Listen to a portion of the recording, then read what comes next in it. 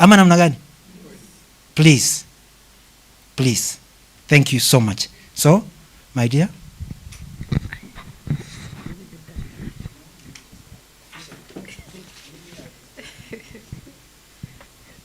Thank you, Ken, for that intro.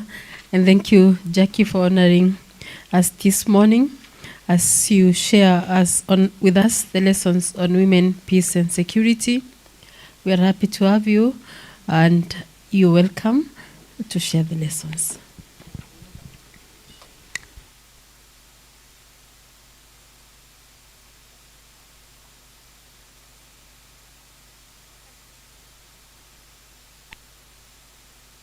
I know.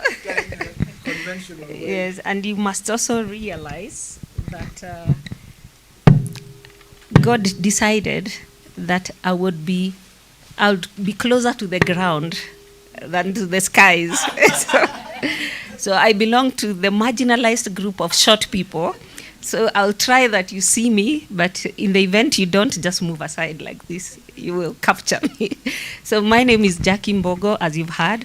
And I work on, among others, women, peace and security. I'm also very, very passionate on peace building, conflict management, and security sector reform. But for purposes of this meeting, I'll be talking about women, peace and security.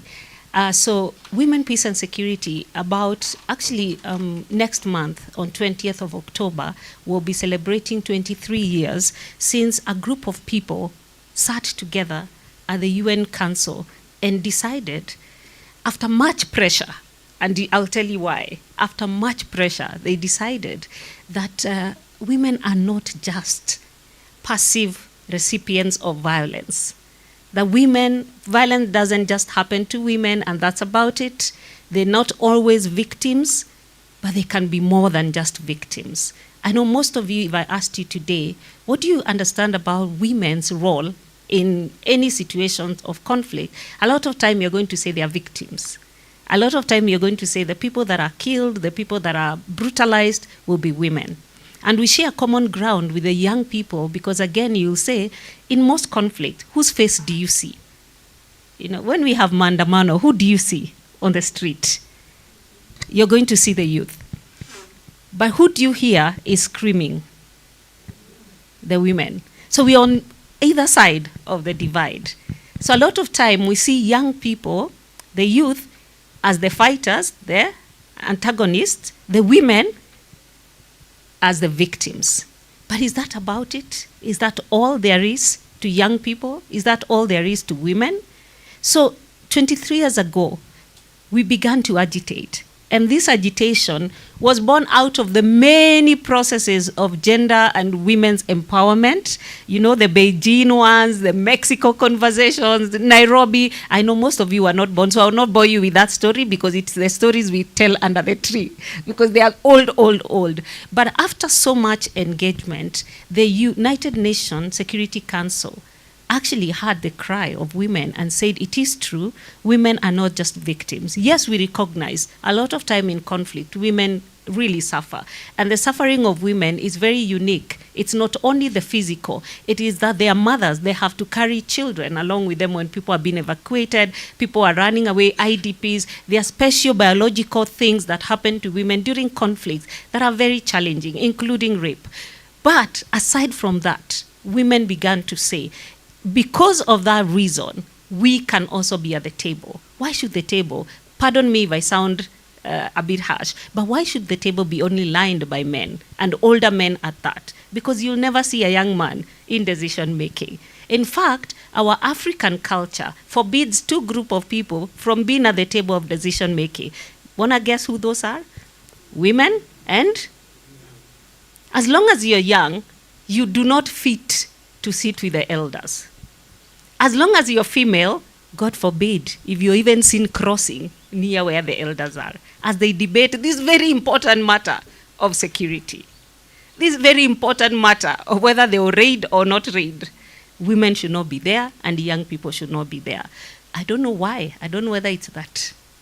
I don't know. Maybe one elder should tell us why this is so much a challenge. But that reason then led countries who were sitting at the Security Council then to actually say, you know what, women can have a voice, women can speak. Women are affected by conflict, but women also have solutions to conflict. Because on a day-to-day basis, a woman resolves conflict. I can tell you this, I'm a mother. When I live here and I go to my house, tell you what, I'll be dealing with conflict from the minute I walk into the door. Those who are mothers could attest to that.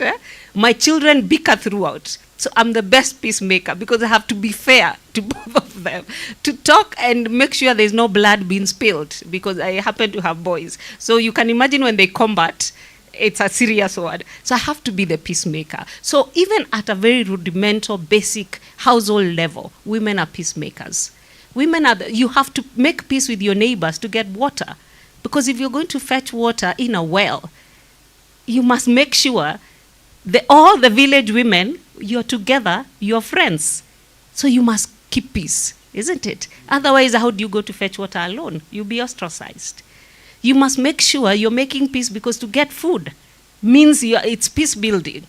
To share that food equitably, that is peace building. So women already have the natural instinct to be peacemakers, but they were not at the table. So those are the competencies then they looked at.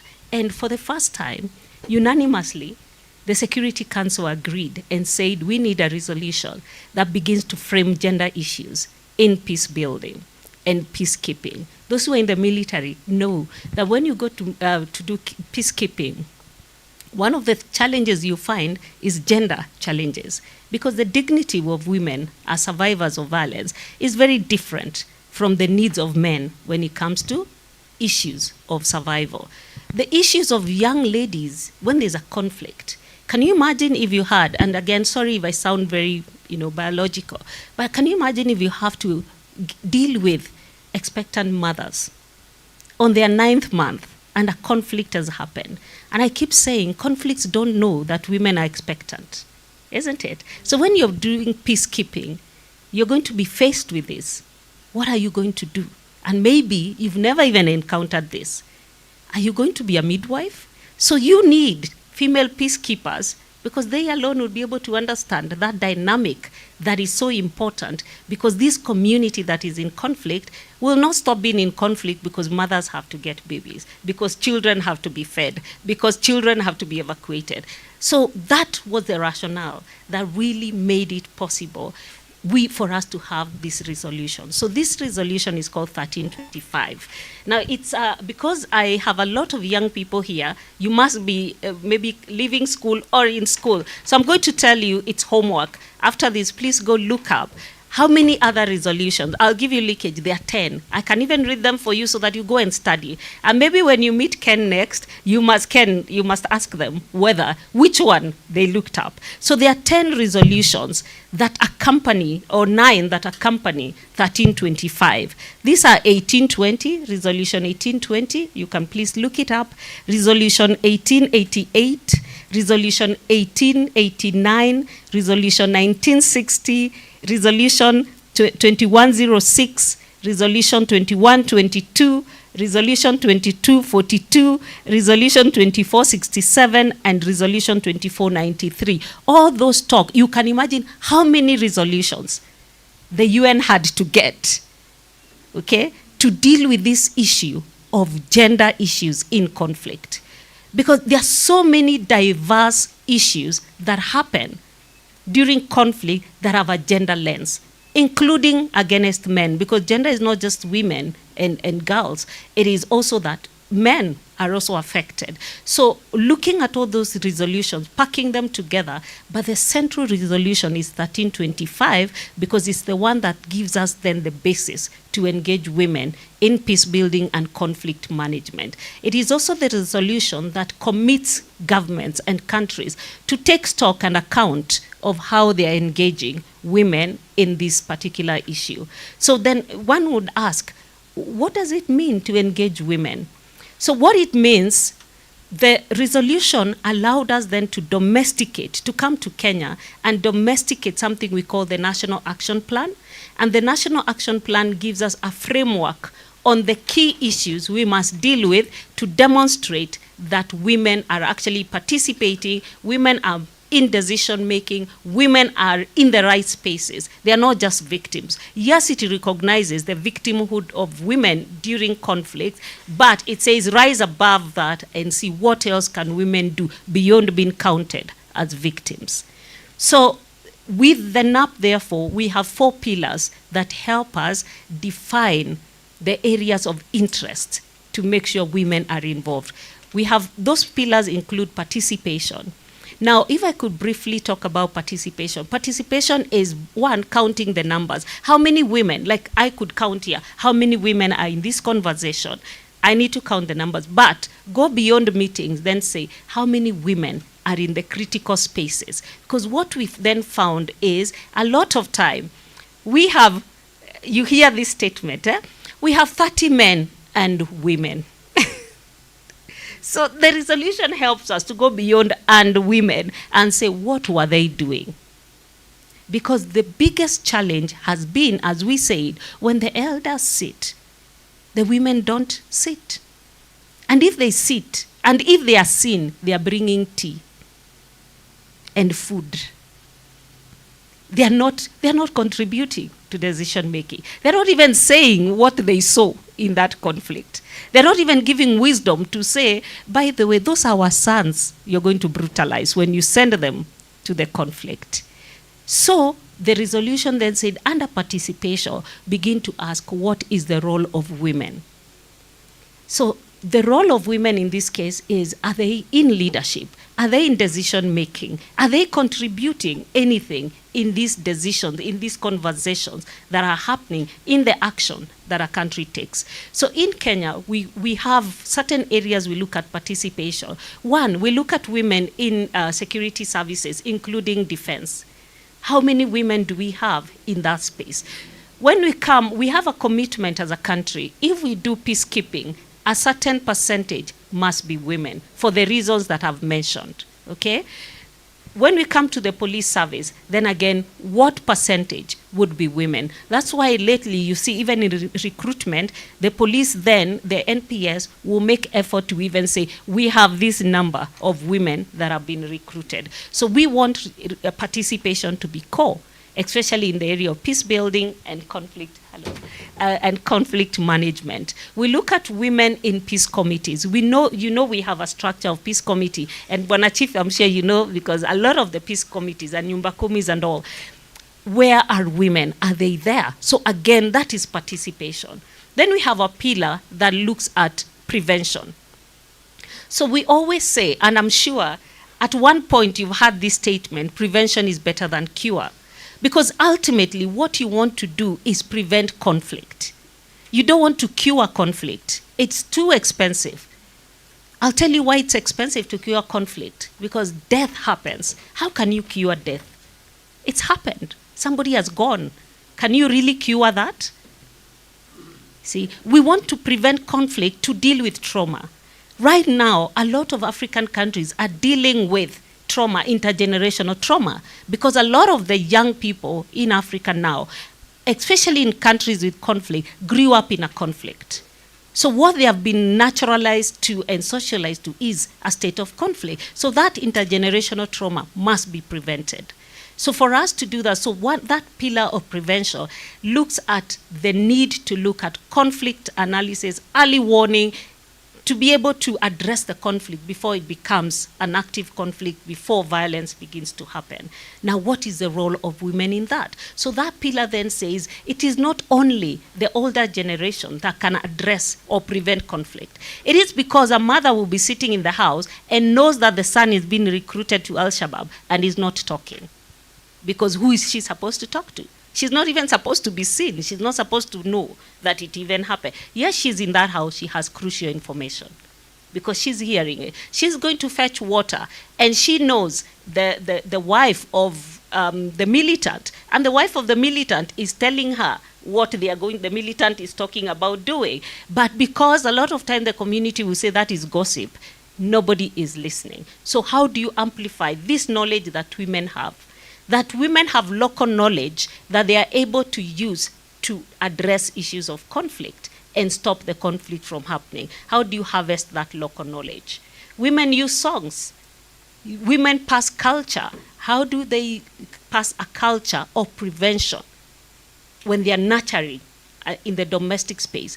But how do they now, in spaces of leadership, how do they sit at the table that helps design ways of preventing conflict in a country so that then conflict does not escalate? How do they sit in those positions? How do they sit in the peace committees and design prevention? How do they socialize their families and communities away from violence? Because there are communities that have been socialized that violence is the way of life. So that's that pillar. Then the third pillar will look at protection. See, this pillar then assumes even when we do our best, sometimes things go wrong. Even when we prevent violence, sometimes it can happen. You can even have external aggression, and it happens. So what do you do? So that pillar then looks at protective services, for example, defense, policing services. How do you protect people? And if you're going to protect, what's the role of women in that? And remember, we said there are issues even of dignity that you need to look at. So if women are absent from protection, what happens? If women cannot design protective services, what happens? So that pillar then looks at introducing the gender dynamic in protective services so that then you're able to adequately respond. Finally, we have the pillar on relief and recovery. Now, when a conflict has happened and communities, sometimes communities are razed to the ground, there's nothing. People have to bounce back.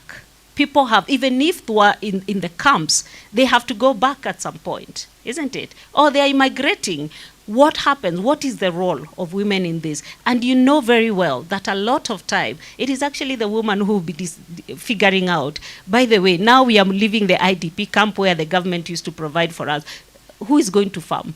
It's the woman. Who's going to provide the food? Who's going to look for that food? Who's going to, there's so much about relief and recovery and bounce back that lies in the hands of women, both at domestic space but also at international spaces. And remember, when we say women, peace and security, we are not just talking of women that are sitting at the top there. Those are also important, but we are also looking at the woman who's on a day-to-day basis faces the difficult decisions that have to be made for livelihood where conflict has happened and people are rebuilding. So allowing women to be in that space of decision making. Sometimes you even want to resettle people, but you haven't thought that there is no hospital where you're resettling people, and you have expectant mothers, you have young children. Now the person that is going to be having to bear the burden of 10-kilometer walk will be that mother. So involving them in relief and recovery means that woman is going to say, by the way, you've not thought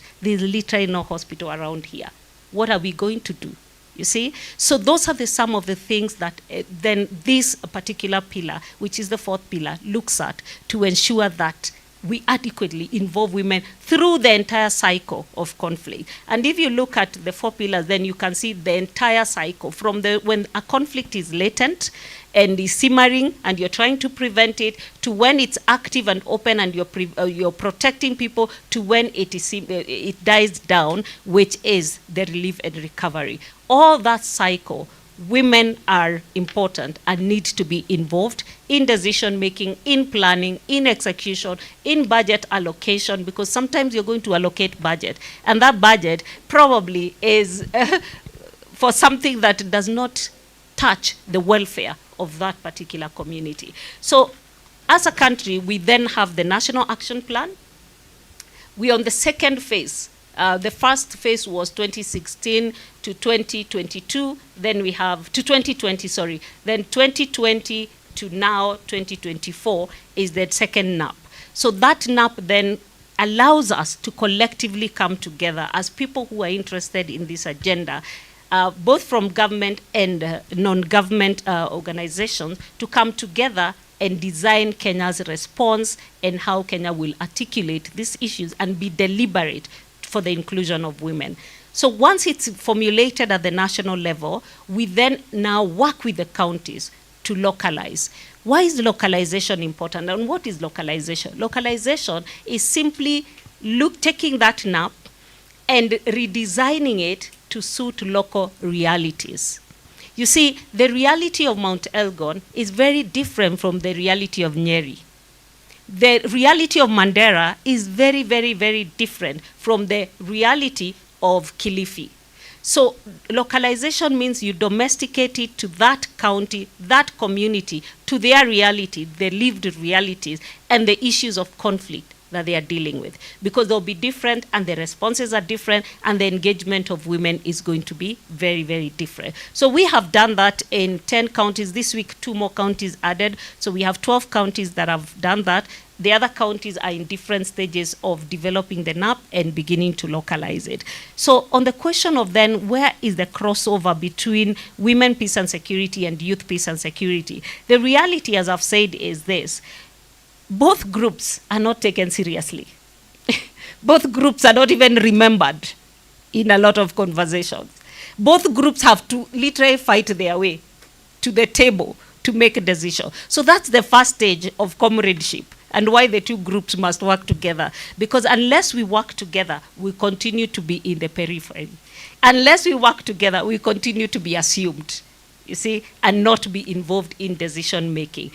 Unless we work together, both sides, as I said, one side is always seen as the aggressor, which is the young people.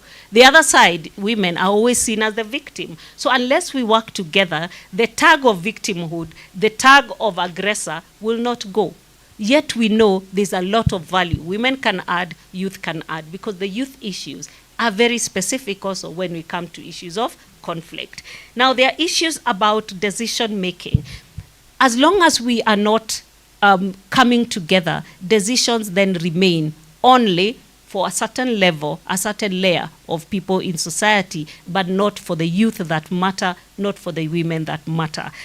So what would be the way forward very quickly is the need, first of all, that the two NAPs, because the youth, peace and security agenda is just gaining momentum and a NAP is going to be developed. Why duplicate effort? Why? If the women, peace and security has gone ahead and has 2 NAPs already, there's a lot that the youth, peace and security agenda can learn, even the pitfalls. For example, energizing government engagement, you know, resourcing the NAP. Because right now, I must tell you, the women, peace and security agenda is heavily donor funded. If donors pulled out, the reality is we're on our own. And youth, peace and security is quickly following in the same footsteps, donor funding. How long shall Africa's development, how long shall Africa's solution be in the hands of donors? Not that donors are bad, not that we don't like them, but the fact is, if we like it, if we think peace and security is important, we have to put our shilling into it as a country. So it is time for the two agendas to come together to begin lobbying for that.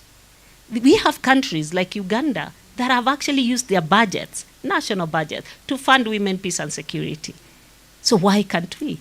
So when they are saying maybe 1 man, 1 shilling, we need to ask how much of that is on peace and security, and how much of that will involve youth, how much of that will involve women. It should not be periphery, it should not be given to donors. And the reason, and I have said donors are not bad, but the reason and the reality is this: the world is changing. And when it's changing, priorities are also shifting.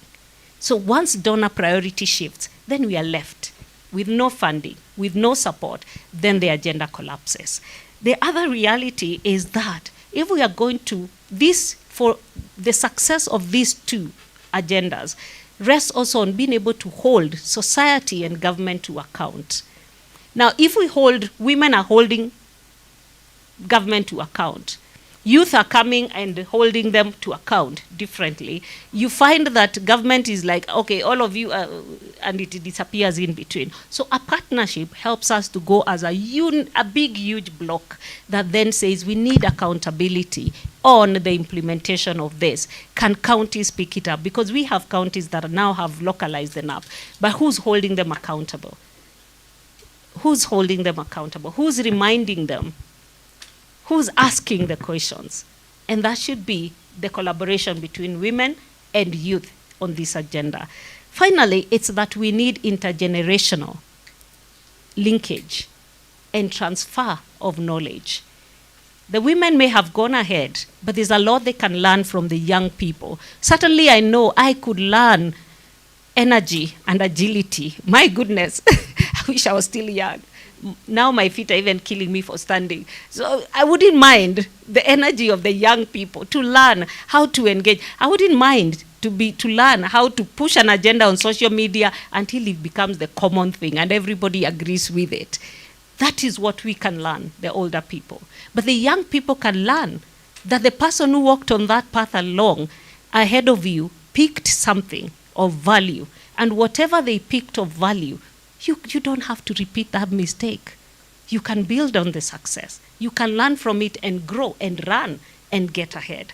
So there's a lot of intergenerational learning. And to the young lady in the room, very soon, you might cross over to the older lady.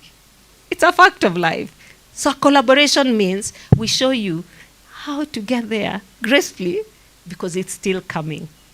So that when we, the older ladies, have to step down, because naturally, at some point, we'll have to exit the stage. Who will take over the stage? The young lady will have to take over the stage. So what would I say to the young person in the room? Don't wait for it to be given. Walk in it. Learn as you walk in it. Grow in it. Because if you wait too long, then you'll no longer be youth, peace, and security. You'd have to be older man, older woman, peace and security. So don't wait. Don't wait. Begin to do now. Learn from us. Pick what we have done. Take the nap. Work with it.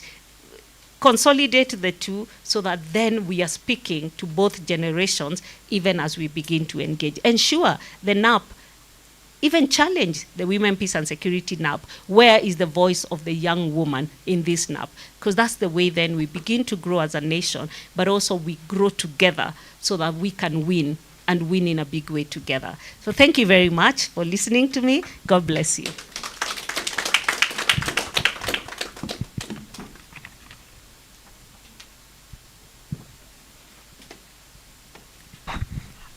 Thank you very much, Jackie, for those insightful words.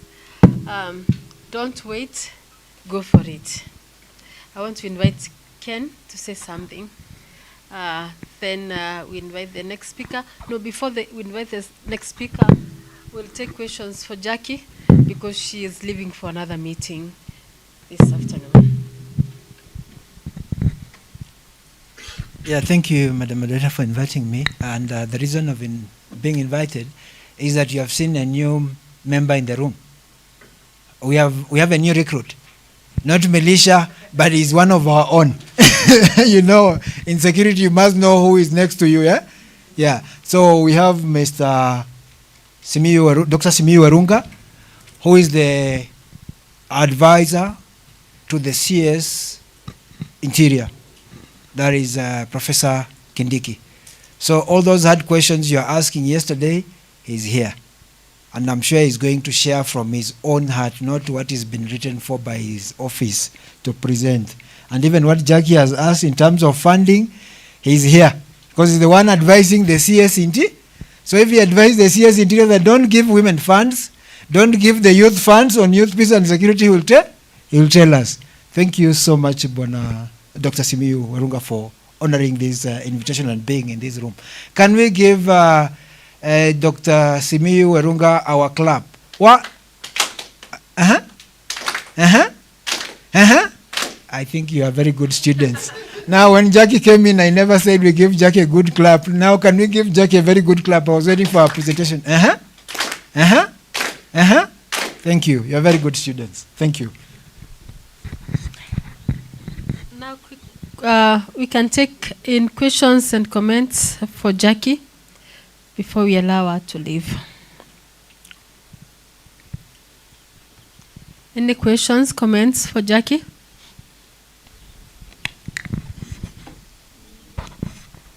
Hi, everyone. So on the aspect of benchmarking what other countries are doing, my name is Shirley. I work with Horn of Africa Youth Network. So like I was saying, my question is on the aspect of benchmarking what other countries are doing, what Nigeria has done towards its implementation of their national action plan and other countries that have already developed theirs.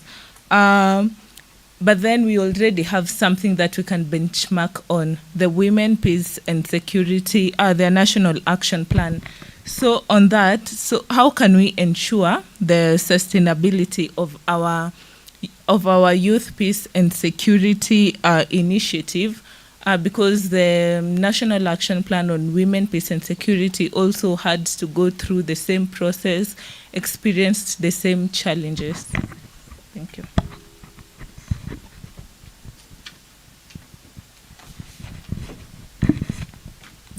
Thank you, Madam Bogo, for that presentation. My name is Margaret Cheptile. I work at the International Peace Support Training Center in Karen. As an institution that trains peacekeepers, military, police, and civilians, this issue of gender has been an integral part of our training and research as well.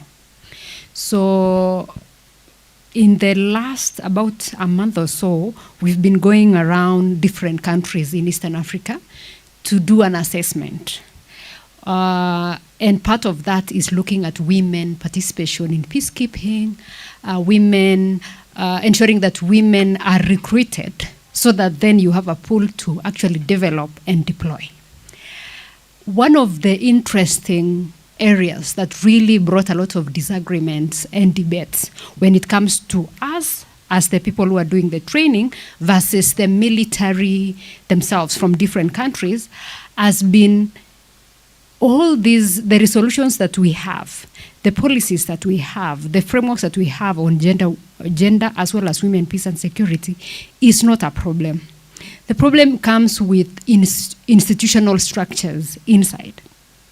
So they talked about with the new generation of women, as well as men, but of women mostly, who are recruited in the military, who go to they pass through the recruitment. And recruitment sometimes is not very, not credible, like there are shortcuts to it. Let's just put it that way. Then you end up with people who are not ready or who do not want to do the functions that they were taken there to do. So you have an operation, Somalia or whichever other conflict environment, and we are insisting that then women should take part of the participation. But then the other troops are like, no, wait a minute. It will actually be a security threat for us to have the women be in operations with us, because even sometimes these women do not want to go to the forefront. They would rather, we were given some cases where the women would say, can you leave us in the office? Even if it's military observers, like one of the, probably not like operations, but really doing a lot of monitoring and evaluation, is that leave us at the office, you go and collect the data, and then you come with it, we'll analyze it together.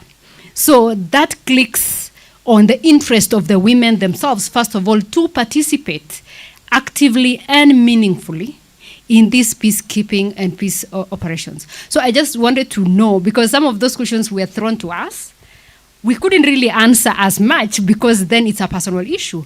But I would also want to just get your mind and what you think about that and how can that change, given that the system itself is the one that fails the gender agenda. And then secondly, and on the issue of accountability, again, as I said earlier, the problem is not the frameworks. We always have the frameworks, and they're very clear as to what needs to be done. But the issue of accountability and making sure that we have actual and measurable results from them has been an issue. I think we've all learned from the Rwanda process, especially when it comes to gender mainstreaming. Granted, they have their own pitfalls here and there, but it's one of the best around the world.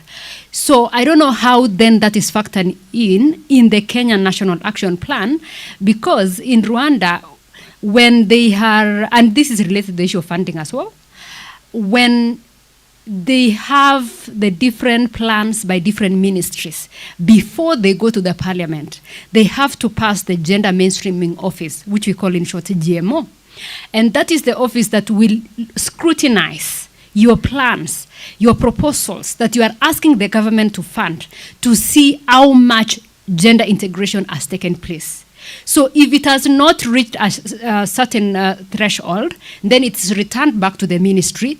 Go and do it again, because then you have really not gotten to that. So I just wanted to note those two things. The first one, personal responsibility. Second one, accountability around gender mainstreaming. Thank you.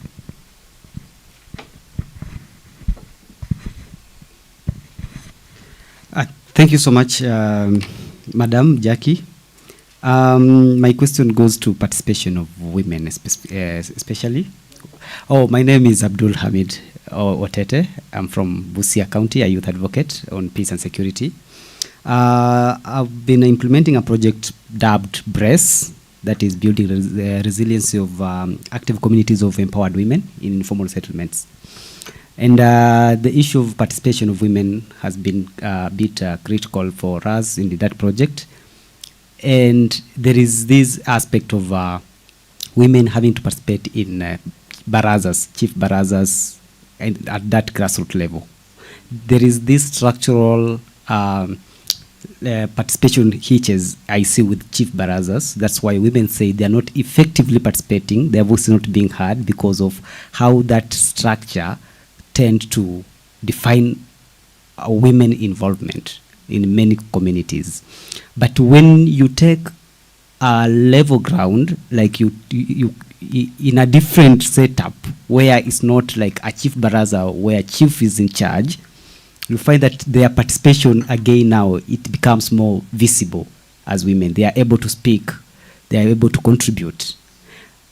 And now just your view or your opinion, do you think we need to change, not do away with chief barazas, but do you think we need to change how the participation channels for women at the grassroots, the peace security issue, need to be done? Like, not make it like chief baraza, because they will always have that cultural kind of hierarchy, but when you put them on level ground, they participate. So what need to be done then as we go into the second National Action Plan for Women Participation? I don't know how you called it. Thank you. Thank you. I'm just talking like a layman in this field. I'm not criticizing, I'm not giving any new teaching. I'm just worried. Father Concord Jakimana from Catholic University. When you talk of this gender balance in security, when it's time for peace, that's okay. I'm just giving my views. When I see how people recruit others, depending on the tribe, or who has money, something like that, I just wonder what happens if you can have 50 gender balanced army, and as Margaret puts it, so many women are not really qualified to become military men, as even men are not. I wish that not one should be employed because she is a woman, but because of merits. Otherwise, time will come when the country that has been depending on the donors have been dictated, that country may be not at peace as we are talking about. So my humble suggestion that one should be employed in the army according to the ability, not according to the gender. Thank you.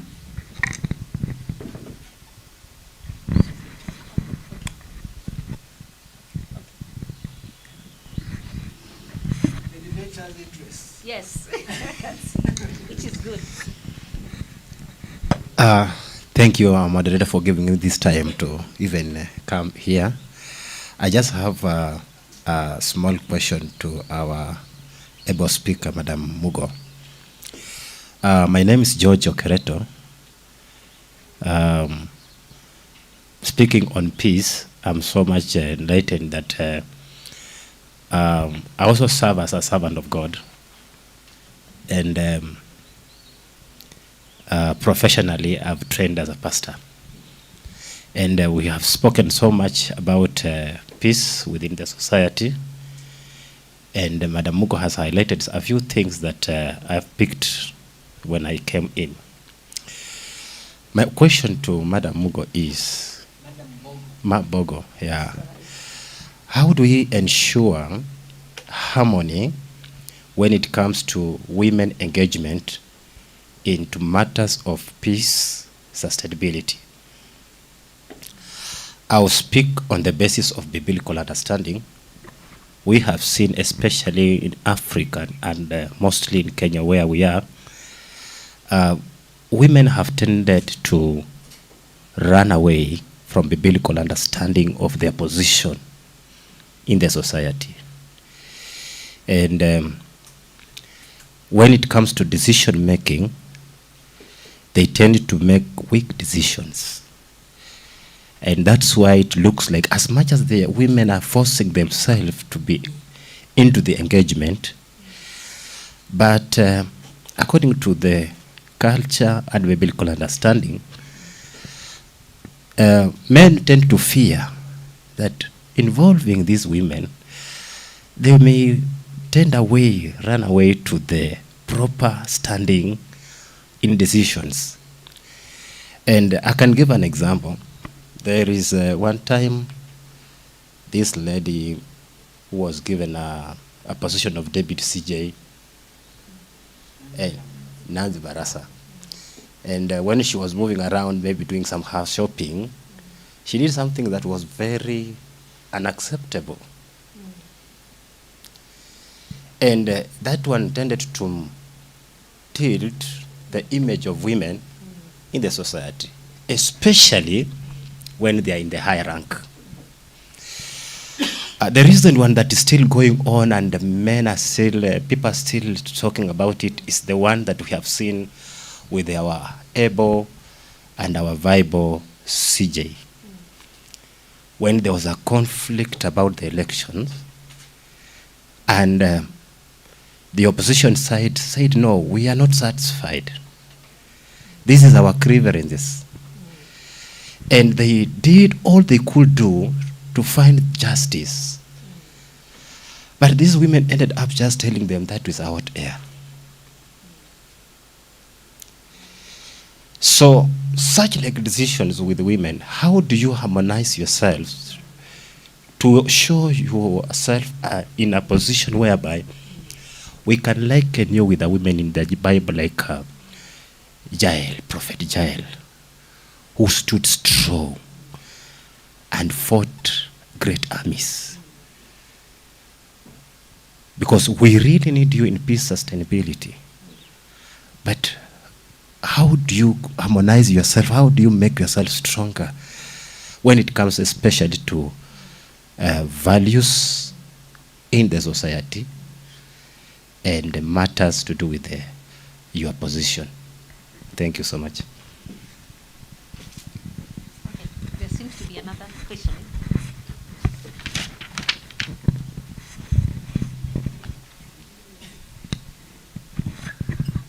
Hi, good afternoon. I'm Shonko.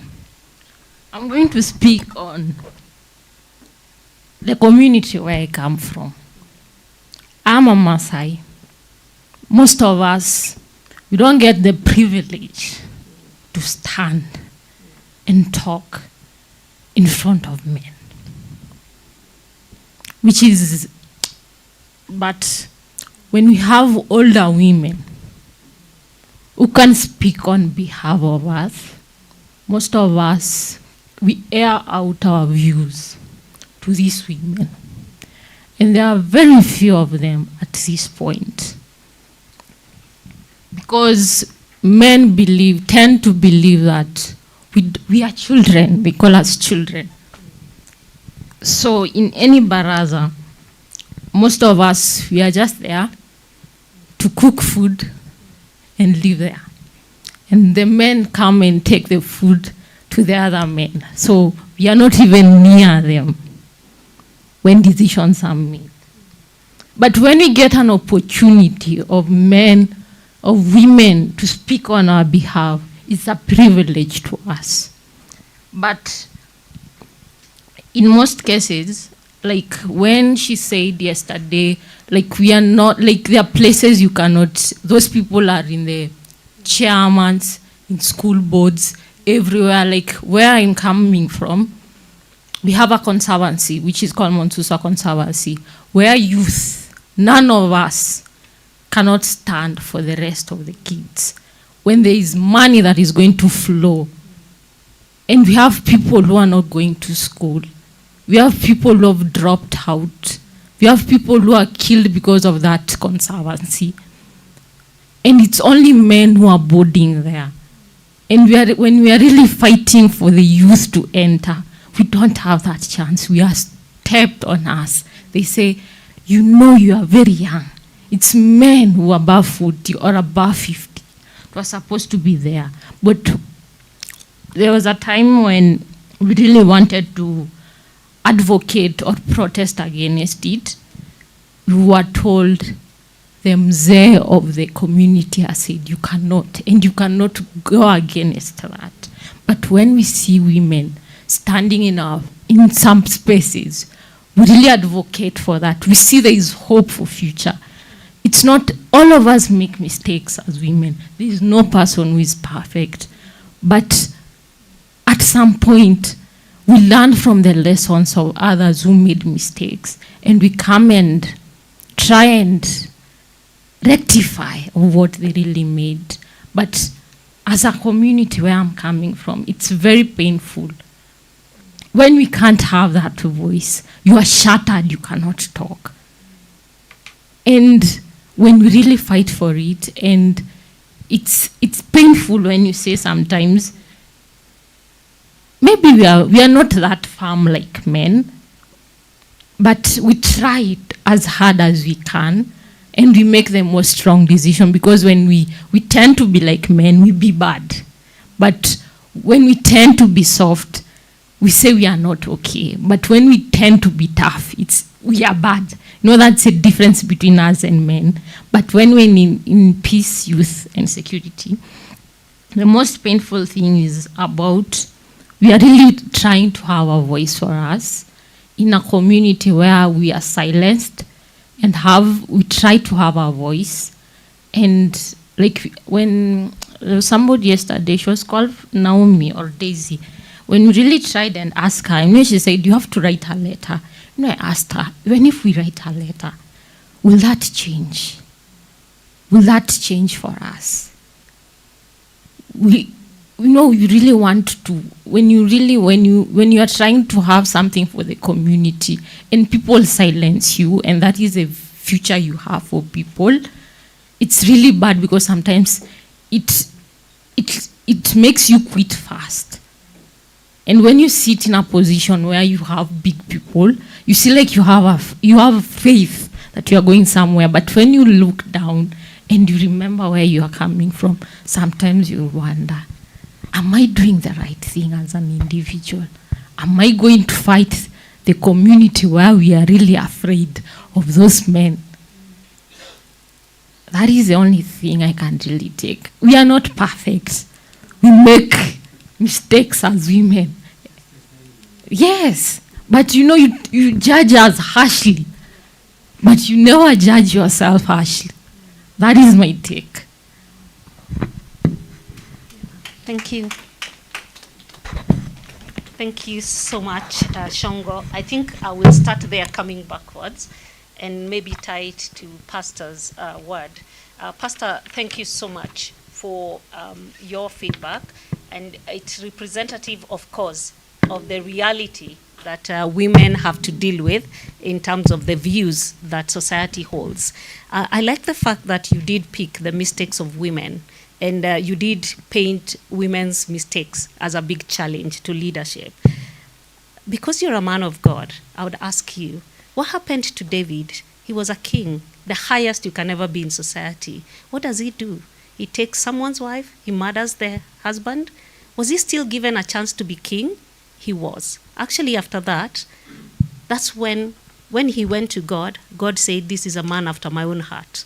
A man who's killed, murdered, brutalized, done everything. If David was here today, we would lynch him.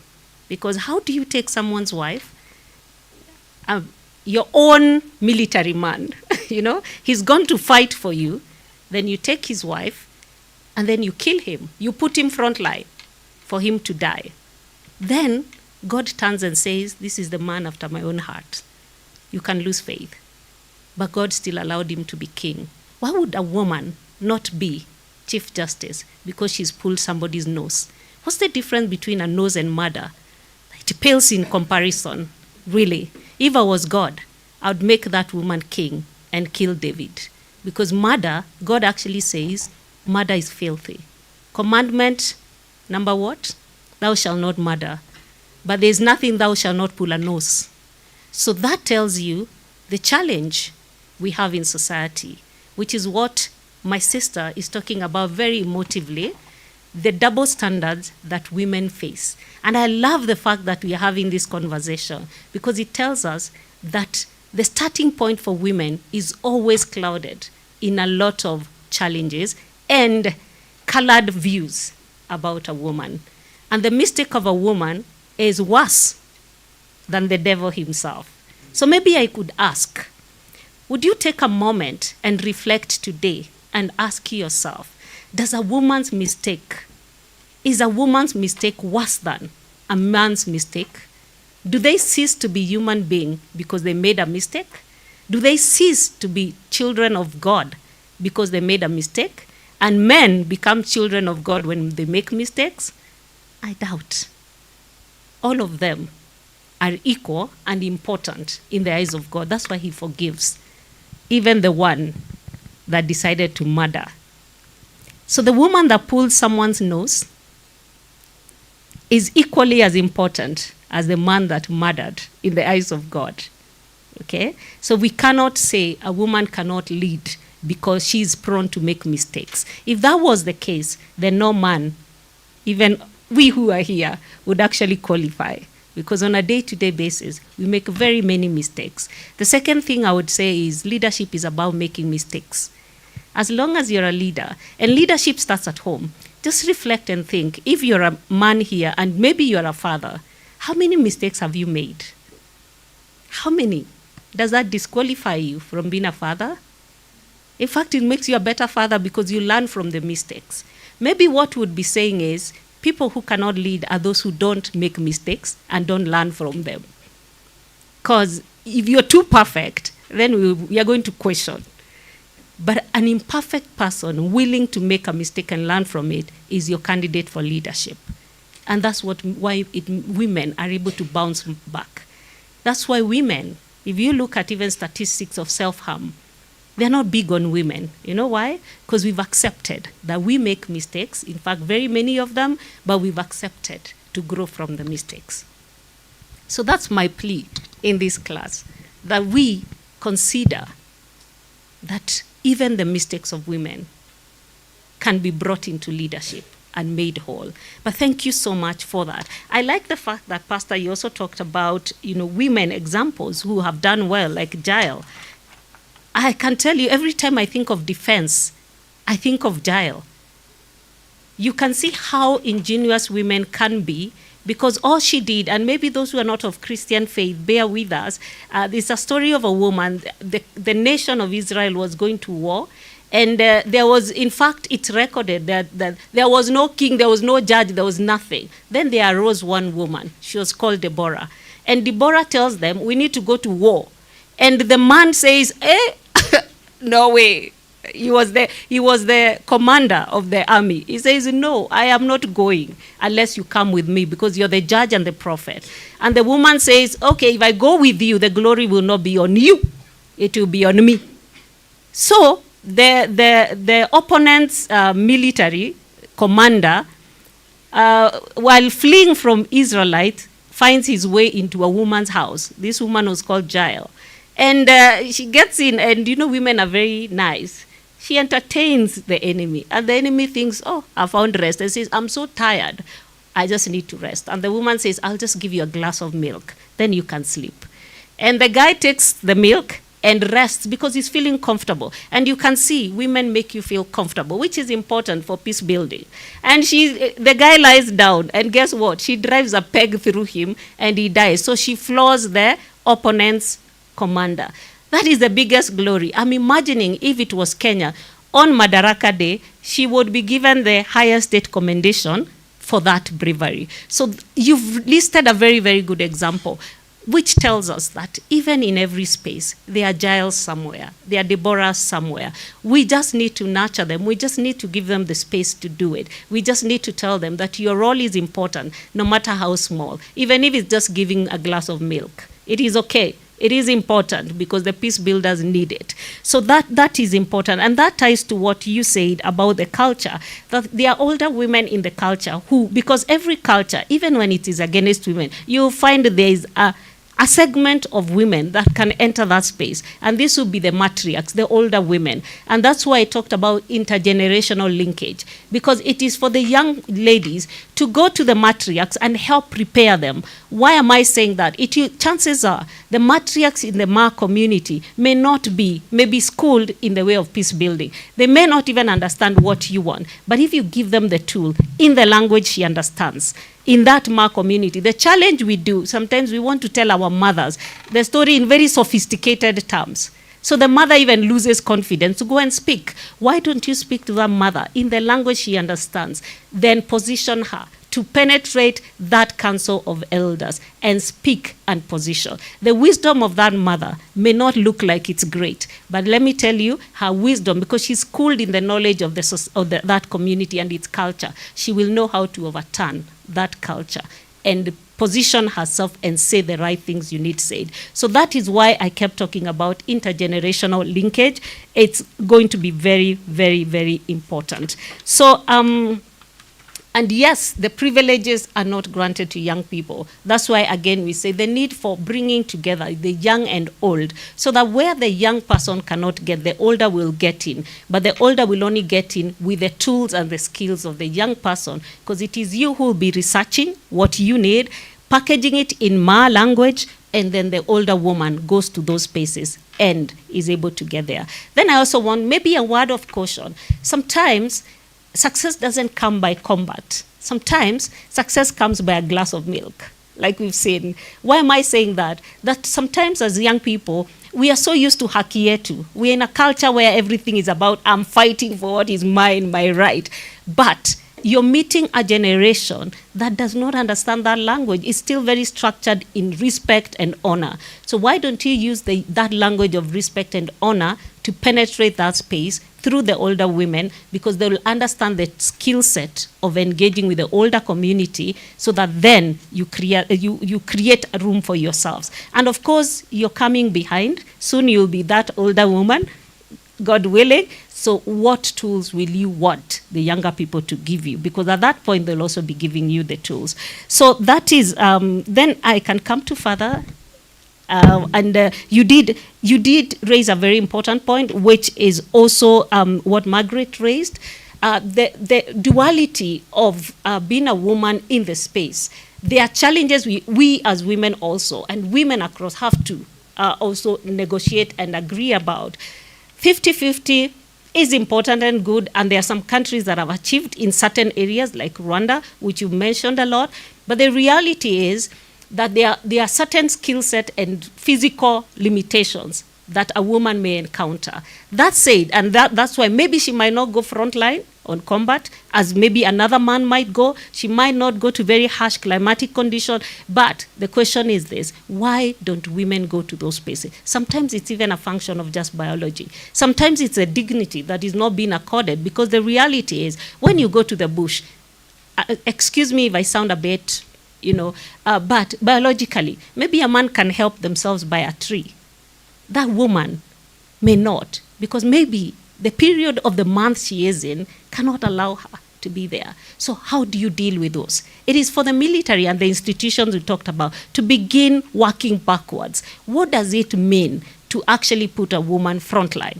What do I need to enable that woman to do to be able to be in that space? Unfortunately, you find a lot of time our institutions are not thinking about that. They are just telling the women, get your bag, let's go. Put on your boot on the ground, we are going.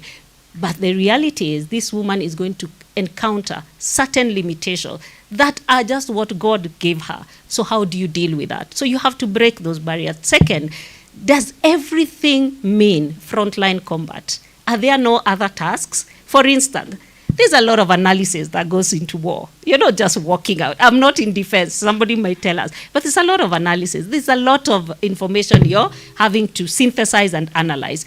Does it mean women cannot do those jobs so that men then go to the front line? So there are ways you can actually negotiate around, and institutions need to break down that barrier, because once there's that barrier, it is the barrier that they put front. Okay? In fact, they will say, many times when we work with uniformed agencies, what they will say is, it's too harsh a place for women. So they put the geography first. Then you ask them, are there no women in that harsh place? Are there no women who live there? The fact that there's a population means there's a woman, isn't it? So if those women are living there, are you telling me with adequate planning and preparation, another woman cannot go there? They can. They just need the support of the institution to get there, because mothers are in that place. Go to Capedo, there are women there. That's why you have children in that place. So when you say women cannot go, uniformed women cannot go, then you're actually saying mothers should not be existing in that community, yet they are. So what you need then is to ensure institutional barriers are broken, because when they are broken, now you start asking those questions, and you start asking, what can we do to facilitate female officers to go there and to be able to be of help? I like the question you said, which is a societal question. The reality, however, is who is getting into military, who's getting into police? Perhaps that's where the problem is. Because if you recruit people who genuinely were not interested in that service, but they are in it because hakuna job, what do you do? So it's a societal question. We have to come back and ask ourselves. Even the young men, it's not just women. If you go to the NPS and ask them, they'll tell you, even the young men, there's a problem.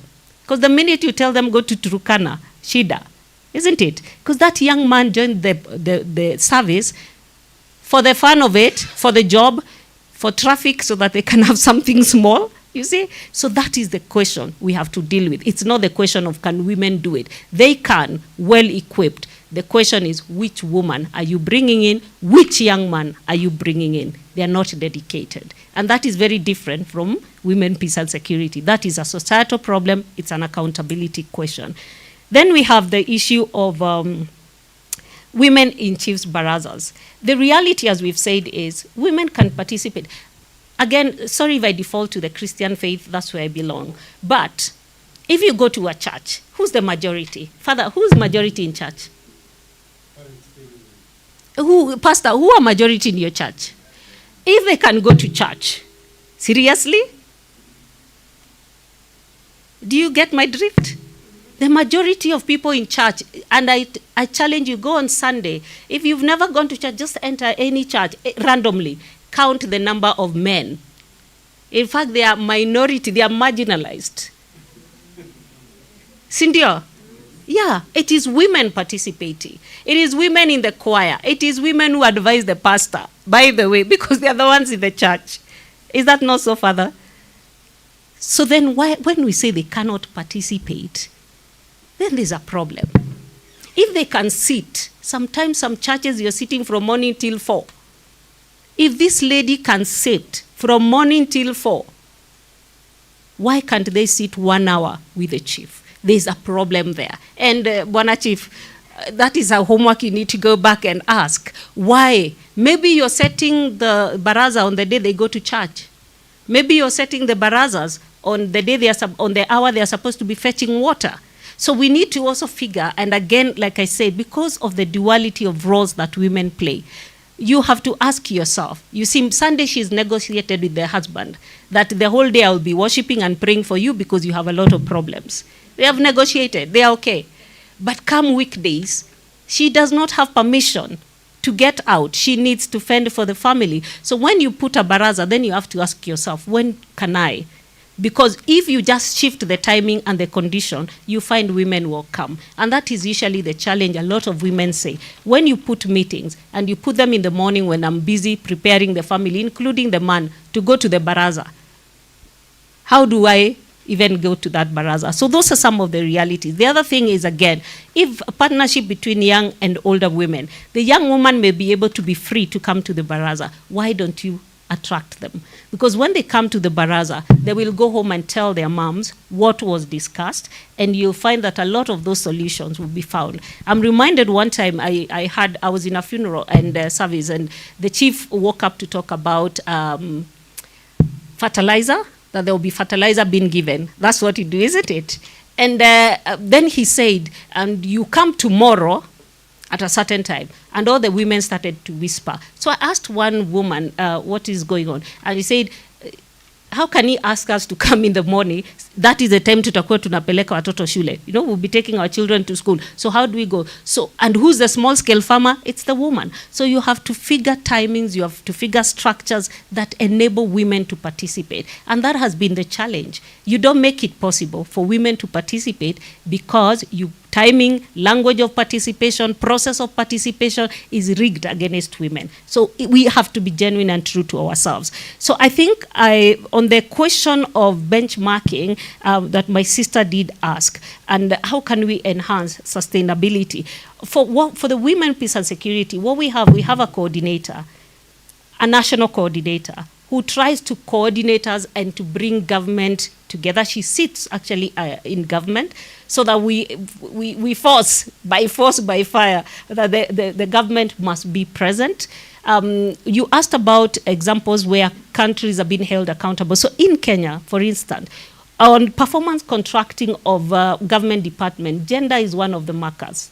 So it is not that we are lacking framework for making people accountable to the gender agenda. No, it is that we don't have enforcement mechanism. You see, if I was asked, it goes beyond, if you tell people, demonstrate by your performance contract what you're doing with the gender question, then I would say you're not going to get a budget, or your budget will be cut if you cannot demonstrate this inclusion. You know, people would comply, because people know this is now serious. So the challenge we have for us as a people, we put in statements, but we do not enforce them. The countries that are winning are countries that are big on enforcement, like Rwanda. Uganda has also been very big on enforcement of that agenda. So maybe we need to start asking, how do we push government to now lift up the bar on accountability, so that then enforcement happens. If you're not including, if you're not demonstrating as per the contract, the performance contract, then maybe you're not going to get budgets, or you're going to get budget cuts, or you're going to get something that pinches the ministry enough for them then to want to do it. You see, so that's the way I look at it. But as I conclude, ladies and gentlemen, I know this is a very hot topic, and I like it. I really I like it. I wish we had a whole day, because this is important. Because if we ourselves get transformed in the way we see gender and women issues, I think society will be transformed. We have to make deliberate effort at your personal level. If all of you can just commit at the very personal level, to just begin to look at women issues slightly different. To just say, if you have a daughter, if you have a member of your congregation, that I would just extend grace to just that one woman. Believe you me, it would be a ripple effect. Consider that one day you want a world where your daughter lives in safety. And it's important that she's at the table to even tell you what safety looks like. Because when women and children are safe, I can tell you that nation will be safe. If they're not safe, the nation is never safe. Thank you. I'm sorry, if you see me running out, I'm not protesting. I have another meeting in Nairobi, but I'm so sorry. Next time, this is so hot, I should have come in the morning, then would have had a whole day of conversation. Thank you. God bless. We really appreciate you, Jackie. I know you had a tight schedule, and We want to thank you for finding time to come and share with us. This was so resourceful. I wish it was a whole day, but we thank you very much and wish you a very safe journey back to Nairobi and a very good afternoon. I would like Jack to pass a vote of thanks before she leaves. Jack. Yes.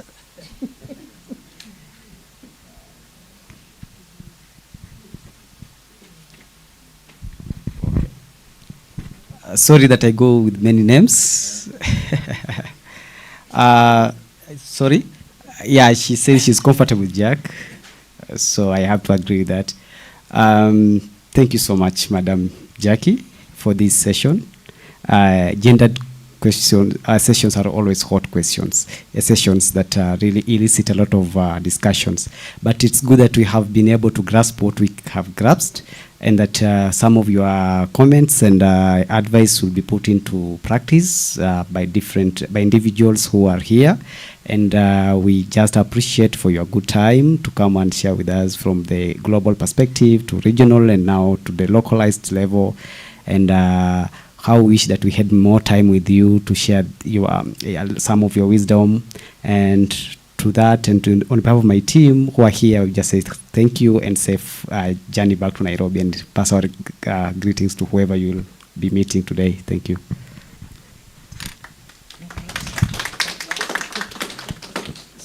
So, no, I think I've been asked to give you a butter. Is it a butter? Yeah, so we go a butter, a butter, a butter, a butter. Thank you so much.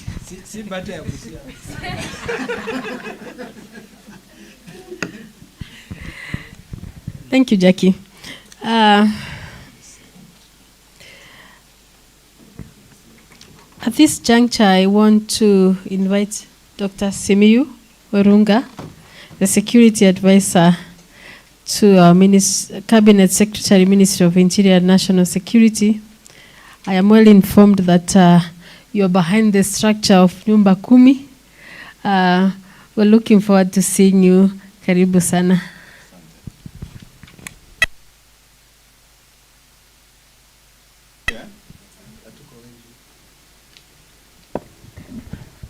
Thank you, Madam. Yes, I was a member of the Nyumba Kumi Task Force under Kaguthi. It started working well, and along the way, we had issues between DCs, county commissioners, police. Then I think the thing took a turn. But I'm also in the task force. We are Maraga. So I'm a man of task forces. So we're also looking at how we can bring it back to ensure that Nyumba Kumi and community policing is one and the same thing. Asanteni sana. Thank you, brother, for giving me this opportunity to come here. I was meant to have come yesterday, but as you hear, we're always having things. If it's not Lamu, it is Mandera. If it's not Mandera, it is a Borabu. If it's not Borabu, it's Soin. So things are all over. At least we are trying to manage Upper North Rift. But I said I must come, because if I was not to come today, then I would not have made it tomorrow. So asante sana for being patient to give me this opportunity. I want to finish with you. These days we wake up at 4. So if mukiona naanza kulala, munisamehe. Okay? So this is what I want us to do. You've asked me to speak about, and I'm sure many have spoken on this issue, role of the state on youth, peace and security. Am I right? But before I start, you know, mimi ni mwalimu wa Gumbaru. So what is a state? And you guys to tell me, what is a state? Because we must understand where we are starting and where we are ending. What is a state? What is a government? And how many types of states do we have? So when you speak about state, which one are you talking about? I'm challenging Ken here and his team. Because it's important if we understand where we are starting from and where we are heading to. My second question is, Ken, which peace are we talking about? Is it positive peace or negative peace? Or is it latent peace? So that we know where we are starting from, so that as we start speaking together, we know where we're heading to. And I've been a teacher for a long time. My brother there, you know that young man, when he joined the military, I was a military officer. He found me as a captain. I tried to teach him to fly choppers, akashindwa. So nikaachana na yeye. So my background is the military. I served for a long time. Was a military chopper pilot for many years. Then after that, of course, I left. So that's my background. Then, of course, along the way, many years of my life, I went into training, consultancy, running organizations. The last one was in Geneva, running an organization. I worked with the UN briefly. Maybe I should mention so that people get to know briefly. Then when I came here just before elections, after elections, I was asked to be part of the task force on police reforms, which I agreed. So I'm a member of the Maraga task force. We've not given the report yet. They thought it was 3 months. We realized it should take a year. So we are still working on it. Hopefully by end of this month, we should be able to give the president the report. Then around January, while still in the task force, I was offered this job as the Homeland Security Advisor to the CS Interior, and that's where I am. I'm not speaking as the advisor. I'm speaking as a long-term consultant and security practitioner in Kenya and in the world. But of course, I feel and there nitaguzia ya serikali kidogo so that we mix. Now, my questions are two. What is a state? How many types of states do we have? What is peace? And which peace are we talking about? And what is the difference between peace and security? We must get to know this so that as we start moving, so which one are we talking about? What is a state? Because when you ask me to talk about the role of the state on youth, peace, and security,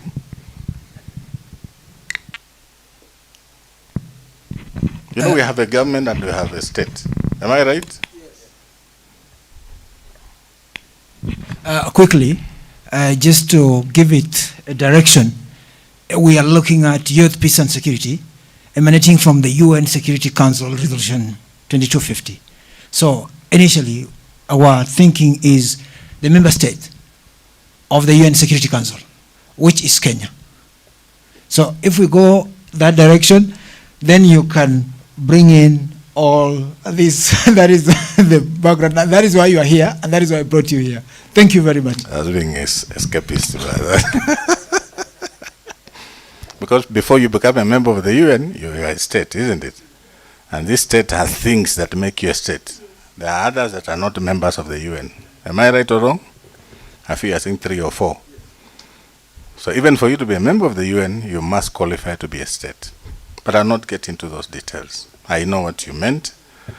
Essentially, a state is an organized group of community of people working, schooling, behaving under one government.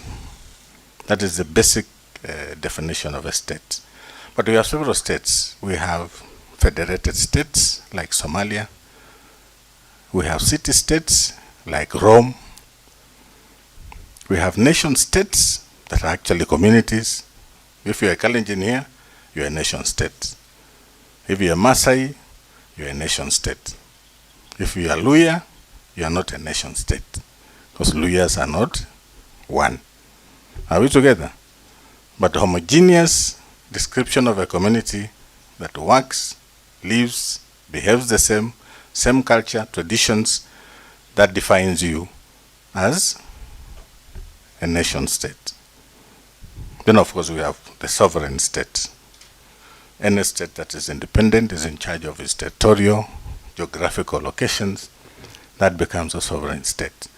But I think what he meant was the state.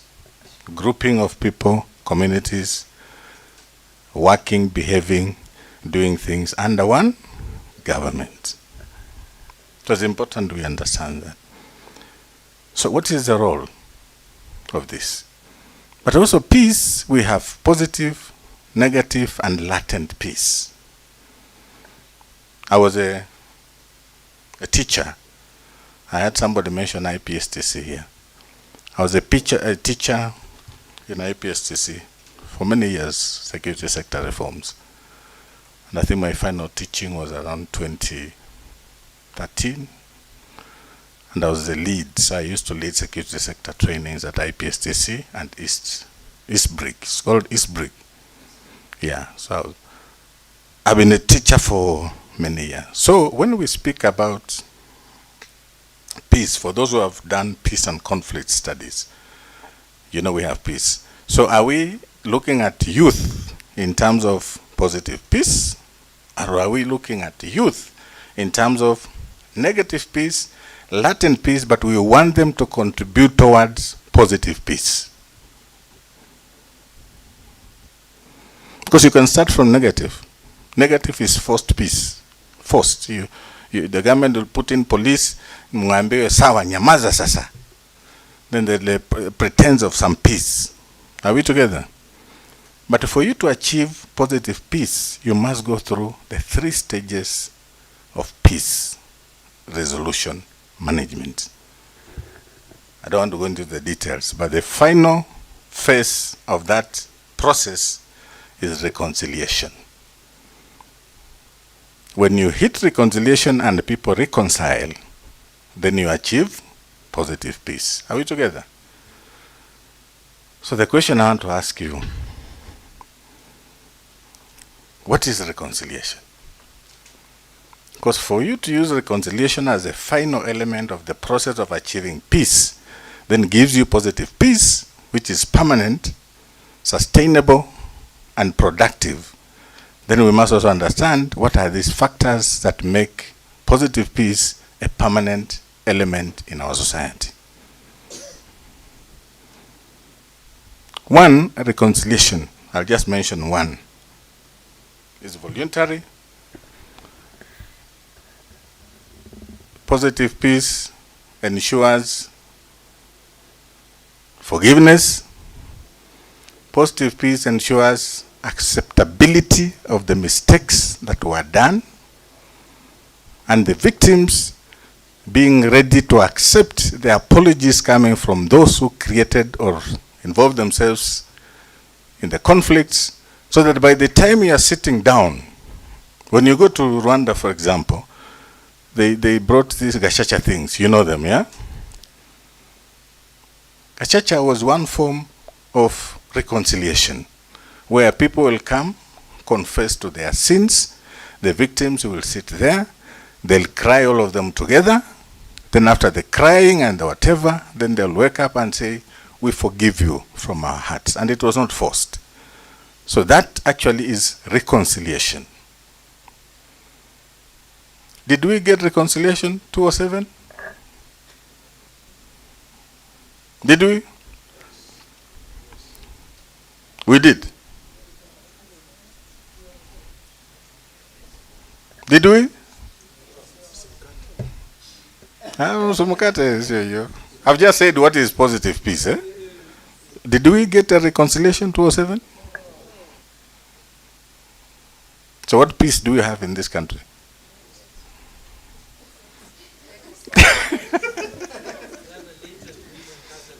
It's latent and negative. And I speak to you as a Kenyan, so don't even look at me as a government, because the truth is we must speak.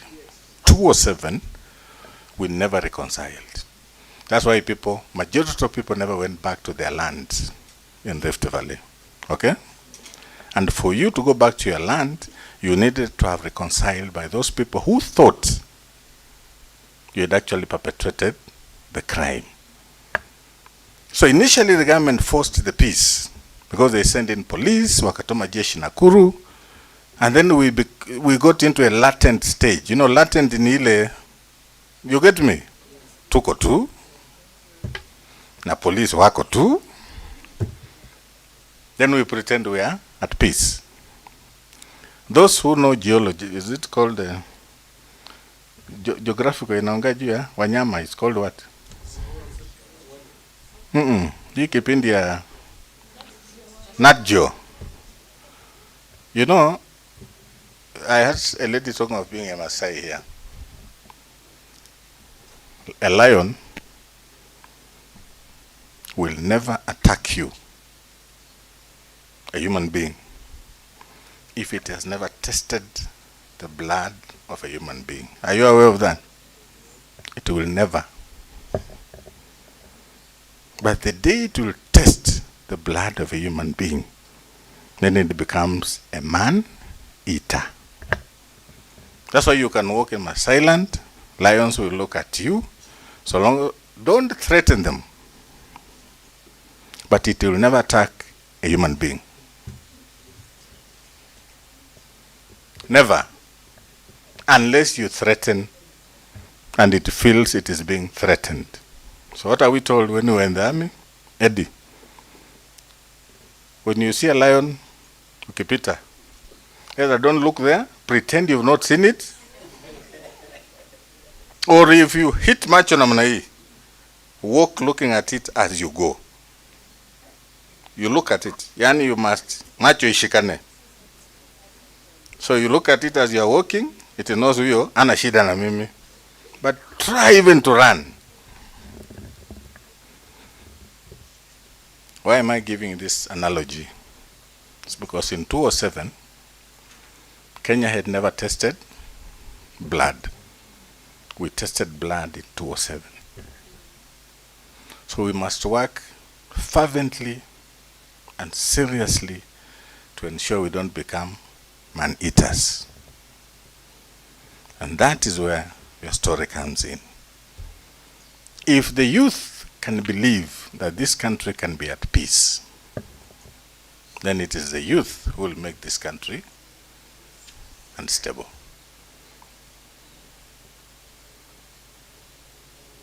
So I come to your story of this topic. What is the role of the government or the state to ensure that the youth play the actual roles in ensuring that this country is peaceful and it is secure? And I asked you a question: what is the difference between peace and security? Peace ni usalama kwa Kiswahili, si ndio? Na security? Security? Peace ni amani. When you have amani,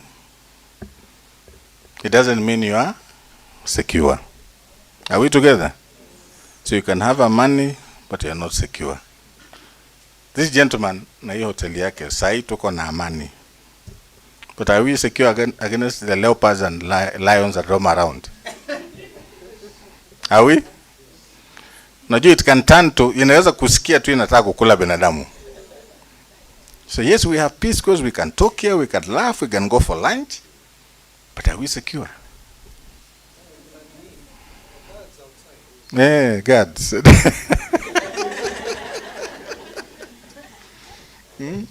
that's what I want you to understand. That yes, you can secure your country, but you must start with peace. Have peace in your country and work towards securing what you have. So you can secure peace by putting in place factors that will ensure we shall never be at war again. So that is the role we want to see the youth playing. Now, how does the government do that? One, the government has always endeavored to make sure, that is the state now, states are governed by governments. It ensures that the youth have access to education. There's nothing as bad as having a youth who has not gone to school, who is not going to school, because like they say, an idle mind is a devil's workshop. Number two, there's nothing as good as being an informed human being. Because if you're not informed, then you don't understand why you must have a neighbor. I come from a settlement scheme in Kitale, and we have all tribes in this country. Until 2007, I had never for a moment asked myself why my childhood friend was a Mr. Mwangi. Mwangi went to primary together, we went to secondary together.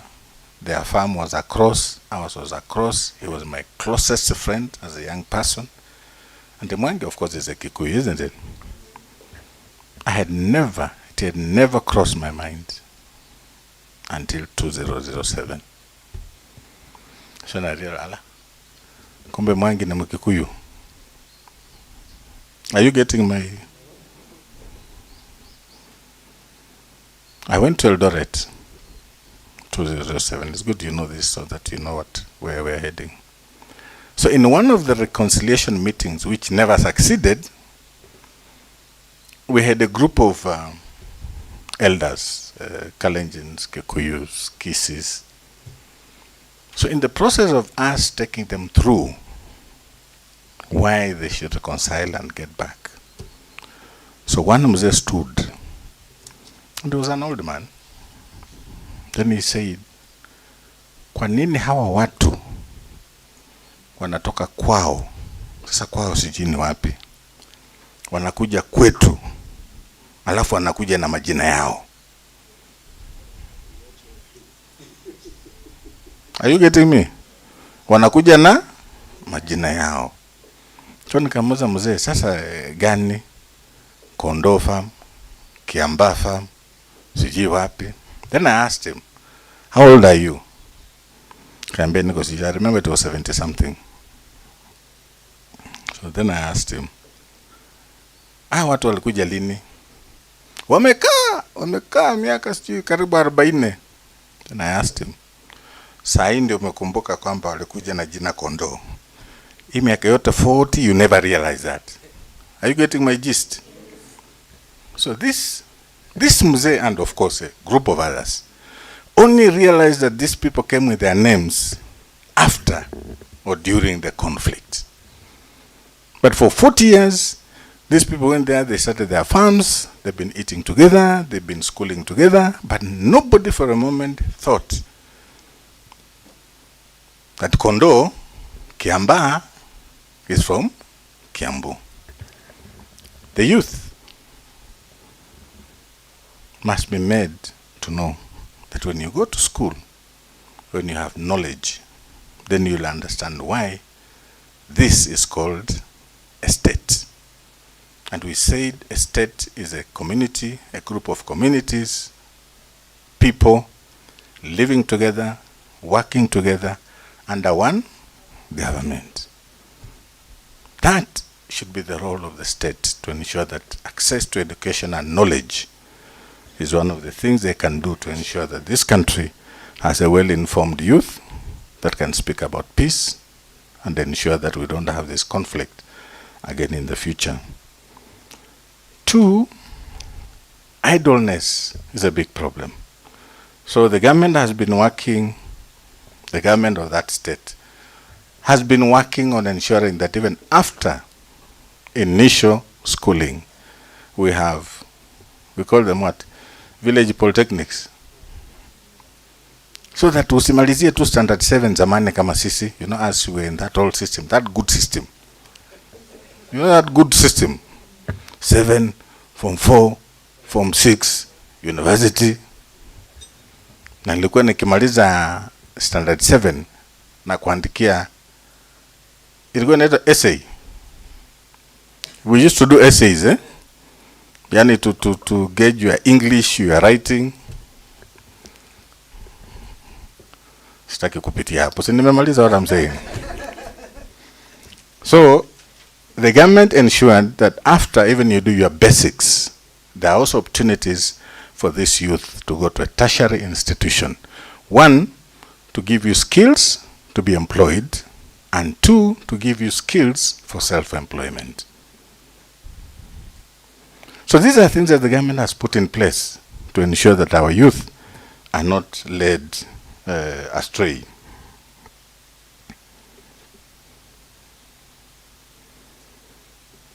You know, I don't see these days. So that is number 2. Number 3, the government has established programs, which all of you know. Youth programs. I'm sure Ken is more aware on that than me. These programs are not meant to pay people salaries. They are meant to ensure that our youth are brought together to create a nation. Our youth are brought together to understand that we can live together, we can work together, we can prosper together. So those programs are not just for people to get employed. They have a reason why the government comes up with such a things, to ensure that our youth are kept busy, they are not idle, and to ensure that they understand that living together makes a nation. Living together brings peace. Living together ensures that you can secure what you are doing. So those are some of the things that the government has done. Number 4, the government has ensured that it employs adequate security personnel. In this country, as we speak, we have a police force of 110,000 people. 110,000 people is a large force. Na jeshi siwezi kuambia ni ngapi, but ni siku hizi ni kubwa, msidanganywe ati ile sijui 20,000. Siku hizi jeshi ni kubwa. But the police is 110. Now, why is it 110?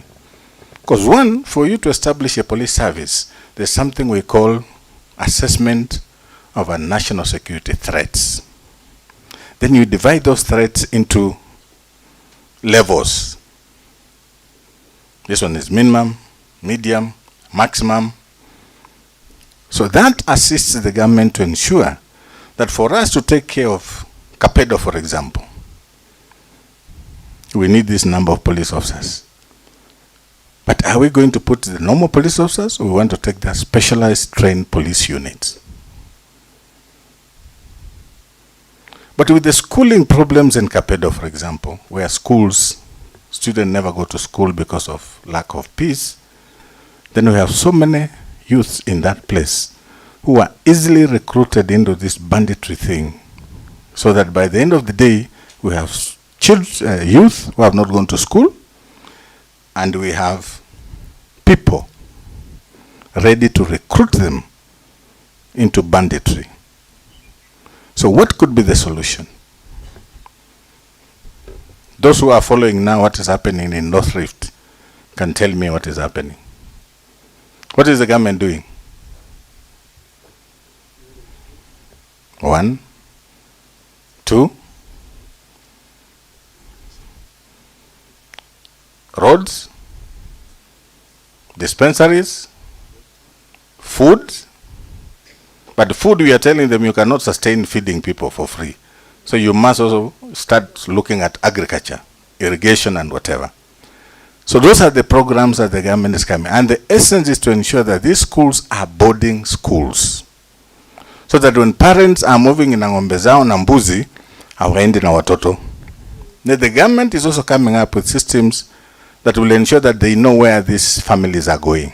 Because one of the biggest problems has been, we have children in boarding schools, Parents wakihama na ng'ombe, wakifunga shule hawajui wazazi wako wapi. So it's something close to a Marshall Plan. And all these are the programs I'm telling you so that we ensure that the government, the people, the youth are part and parcel of the socio-economic development of this country. So those are the programs that the government is doing to ensure that our youth are part and parcel of this. The next one, the youth are being allowed to, are you part of decision making in this country? Through which mechanisms? Oh, maongea sana. The lady. Wewe. Mimi ni mwalimu wa Gumbaro, so I choose. Did you hear my question? Okay, msaidie. Uchaguzi. How are they involved? Yes.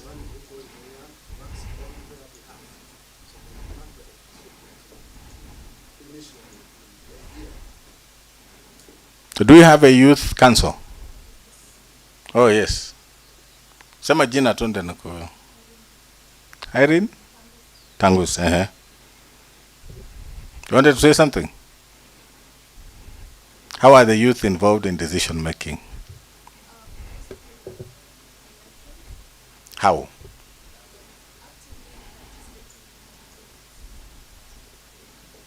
That is 1, 2. Number 2. Do you have a youth council in this country? Do you have a youth council? Is it a government entity? So what is the role of this youth council?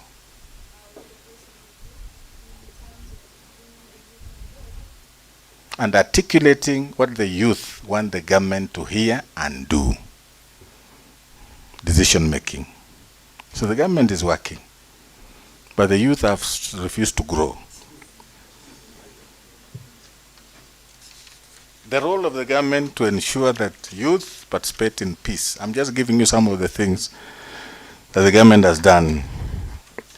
Now, let's come to the issue of terrorism, radicalization, violent extremism. Which one comes first and which is the last? I've mentioned terrorism, violent extremism, radicalization. Yes. First.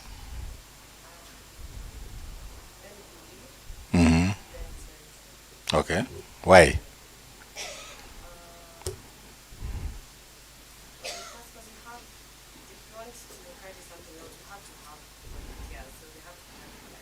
Yes.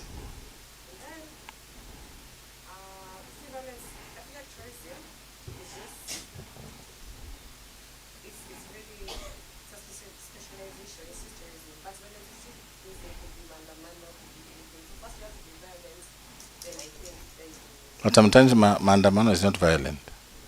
We have peaceful maandamanos. Am I right or wrong? We have. Okay, tusiende kwa politics. Political maandamanos, those can be violent. But we have maandamanos walimu, nurses, doctors, kanisa. Those are peaceful maandamanos. Yes. Yeah.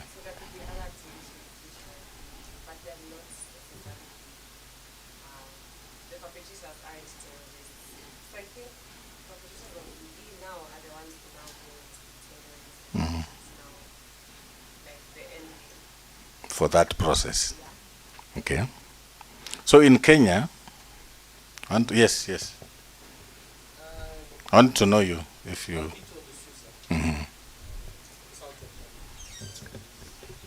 Peace and... The only problem I have that when you put it like that, the city comes first.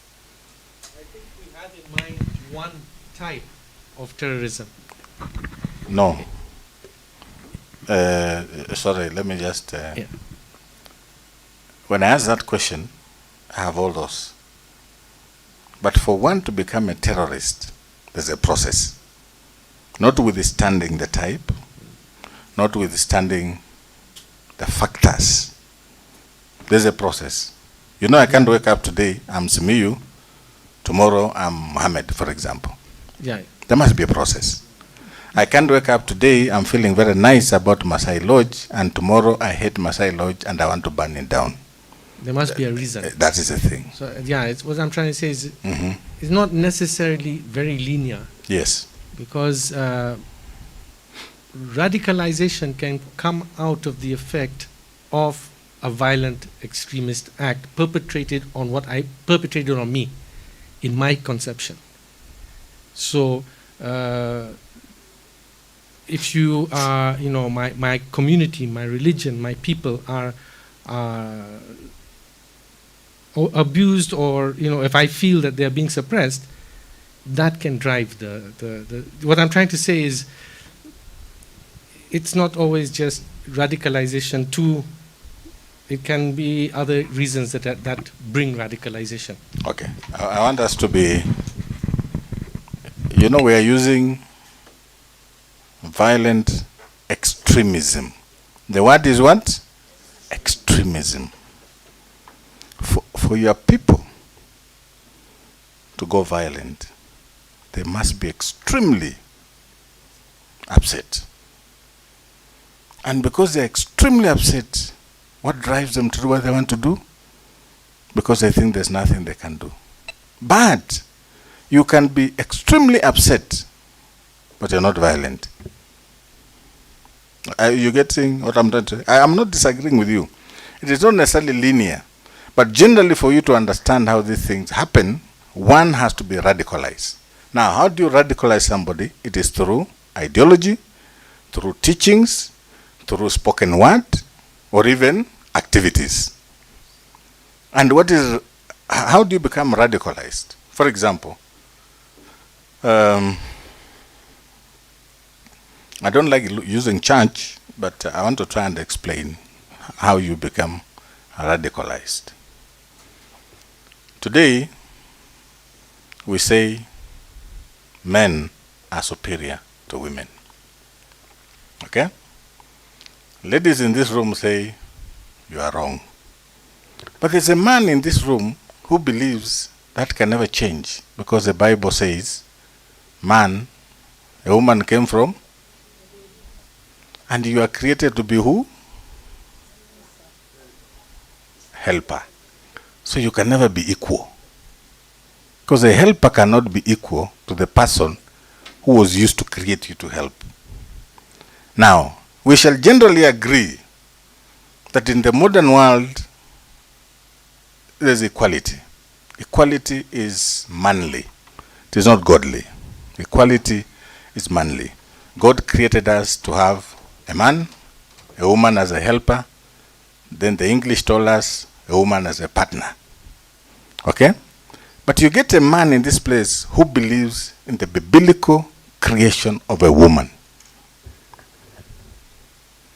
And you can never change that man. So akianza kuona you guys are talking many things. Is this guy radicalized or is not radicalized? On the belief of the creation of man and woman. His radical thinking is such that you cannot go against God's creation. Am I right? And you don't change. But if he feels that where he comes from in that society, people are becoming stupid, and they have started accepting that a woman can be equal to a man, if you don't change the thinking of that man, his belief in the creation of man, biblically, is a radical thought process. Now, if he feels the society has refused to listen to his thinking because wote mameambiwa LGBT ni sawa, what does this man do? They start being extreme, even in their discussions. And extreme means he doesn't want to listen to you, he doesn't want you to convince him, and he believes in what he has believed in. If at some point he feels nobody is listening to him, then a group comes and tells him, you know what? We can thump these fellows. Just join us. We are with you. We believe in what you believe. And because this community is becoming stupid, kuja. Tutwange village, ndio wajue that what we are saying is biblical. So that's the kind of linear thing I'm trying to say. It's not necessarily standard, but that's how it goes.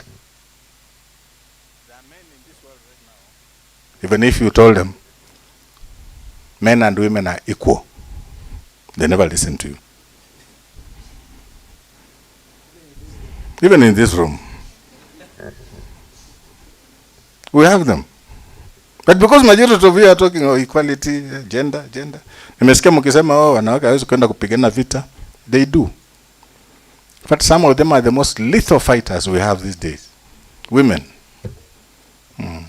Very good fighters, we have them. It has taken the world a long time to accept that women can go to the front line. But these days they do. And they fight hapa kwa hapa. Nani anatoka kwa jeshi hapa? Kenya Army?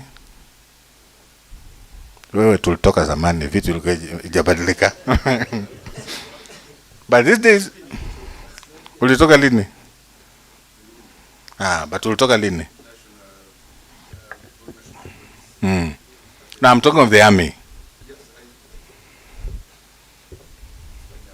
Okay. You see, these days when you look at the Kenya Defense Forces, women are not clerks. Are you getting me? Women are not clerks, they are not nurses, they are not messengers. Women are fighters in fighting units. So wakati platoon inatoka, utasema mimi ni mwanamke wacha nibaki kwa kambi. You'll go and fight. And the world is actually, one of the best women pilots we have is a Kenyan, isn't it? Air Force, fighter pilot. It's a woman. So they are fighting. They are there. But there are men in this world who cannot believe a woman can be a fighter pilot. Sasa akifika huko mambo yaribike, atarudisha ndege saa ngapi? Are you getting what I'm saying? You get my story? So that's how people are actually against accepted norms in society. So that is what the government is trying to do to ensure that the youth are part and parcel of decision making. They have created programs, they have created a council, they are encouraging students to have student councils, and these student bodies are also participating in decision making even at the campus level. So this is how the government is encouraging the youth to participate in this. What else has the government done? It has ensured that the youth have an affirmative action. When you have an affirmative action, especially in procurement, unfortunately, how many of you are youth? By definition ya Kenya. Definition ya Kenya youth ni miaka ngapi mwisho? 35. The most unfortunate thing in this country, even when the government comes up with programs to empower the youth so that you assist us to manage peace, the government says 30% of all procurements must go to the youth and people with disability. But SMEU comes because I have money, I convince you, I use your company, I go make money, I give you 5%. The essence of that affirmative action was to ensure that the youth are empowered. When you empower a youth, you're empowering a family. When you empower a youth, you're empowering other comrades, because this youth will never employ an old man like me. They'll look for their age mates. So government has come up with many things to ensure that you people, you are with us, but you've refused.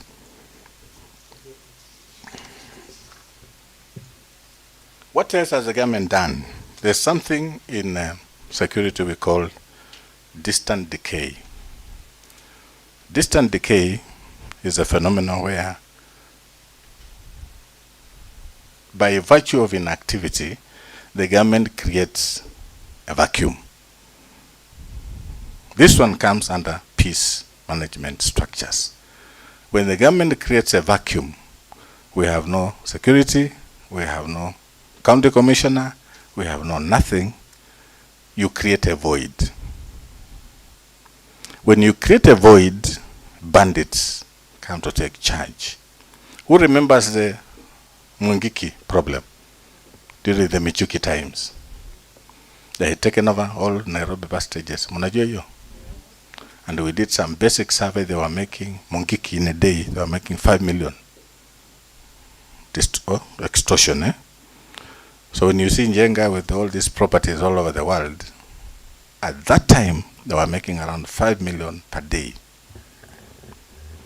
And because Mungikis are structurally very obedient to their leaders, they will never question how much money they were receiving, because the government abandoned its job. In Nairobi, you'll find a PPO ako kwa mshahara ya Mungiki. Monthly pay. OCS ako kwa mshahara ya Mungiki. So when you create that void, we call it distant decay in peace management. But how do we now make sure that this thing does not happen? We empower the youth. When Moi gave Kanu Youth, President Moi, may he rest in peace, when he gave Kanu Youth the management of Nakuru stage, Munakumbuka? That was his first thing with the youth. That shows you tumezeeka. So he gave Nakuru stage to the youth. The story of Mungiki. Now listen to me here. So President Moi gives Kanu Youth Nakuru stage. They start managing, they start making a lot of money. The opposition, most of them are dead, so I can speak, but I know, decide to counter. So Moi amepeana Kanu Youth position ina create kitu ingine. Hiyo kitu ingine bado inatusumbua mpaka leo. Mmepata story yangu? So instead of using this youth for peaceful means, to give them the capacity and the ability to generate income and create peace, they use them against the very, very fundamentals of a peaceful society. And when you do that, security organs move out. When they move out of that space, they create that phenomenon we call distant decay. And it means, therefore, that the government has no role in that space. The government cannot manage that space, and therefore, whoever comes and has a means to enforce their thinking, they take over that space. So while the thinking of ensuring that we empower the youth so that they are part and parcel of creating peace and maintaining peace, some people misuse that to make it difficult for them to be part and parcel of this. Now, I want to go back to the story of terrorism as I finish. I hope I've mentioned many things about what the government is doing, and there are many others. Sijaandika mahali, nimeandika nikiwa nimeketi hapa. So mnisamehe. Terrorism has two things. We call it the pull and the push factor. The pull and the push.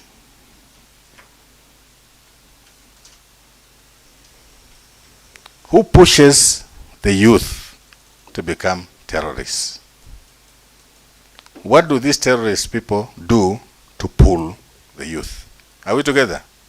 So you must push them for them to be susceptible, so that those ones come with enticing 72 angels as a pull factor. So society pushes the youth to be available for the pull factor from the terrorists. But they can only do that after they've been radicalized to believe that actually when you die, you have 72 angels waiting for you. And a normal person, can you believe that? Tungekuwa tunakufa sisi wote. So that's why I'm telling you, you can only go through that process if you have become an extremist, you've been radicalized in your thinking, and therefore you believe that when they tell you, come, we shall pay you $1,000 per month. Na umeona hii nchi haikusaidii, unaenda. Unafika huko, hata hiyo mshahara hakuna. But you're already there. Now, coming back becomes a problem, because they'll kill you. We have cases where people came back to Kwale, they ran away, and they were followed. On a what? You remember there's a rehabilitation program started during Major General Ngaisari's period. Most of the youth who came back actually were followed and killed.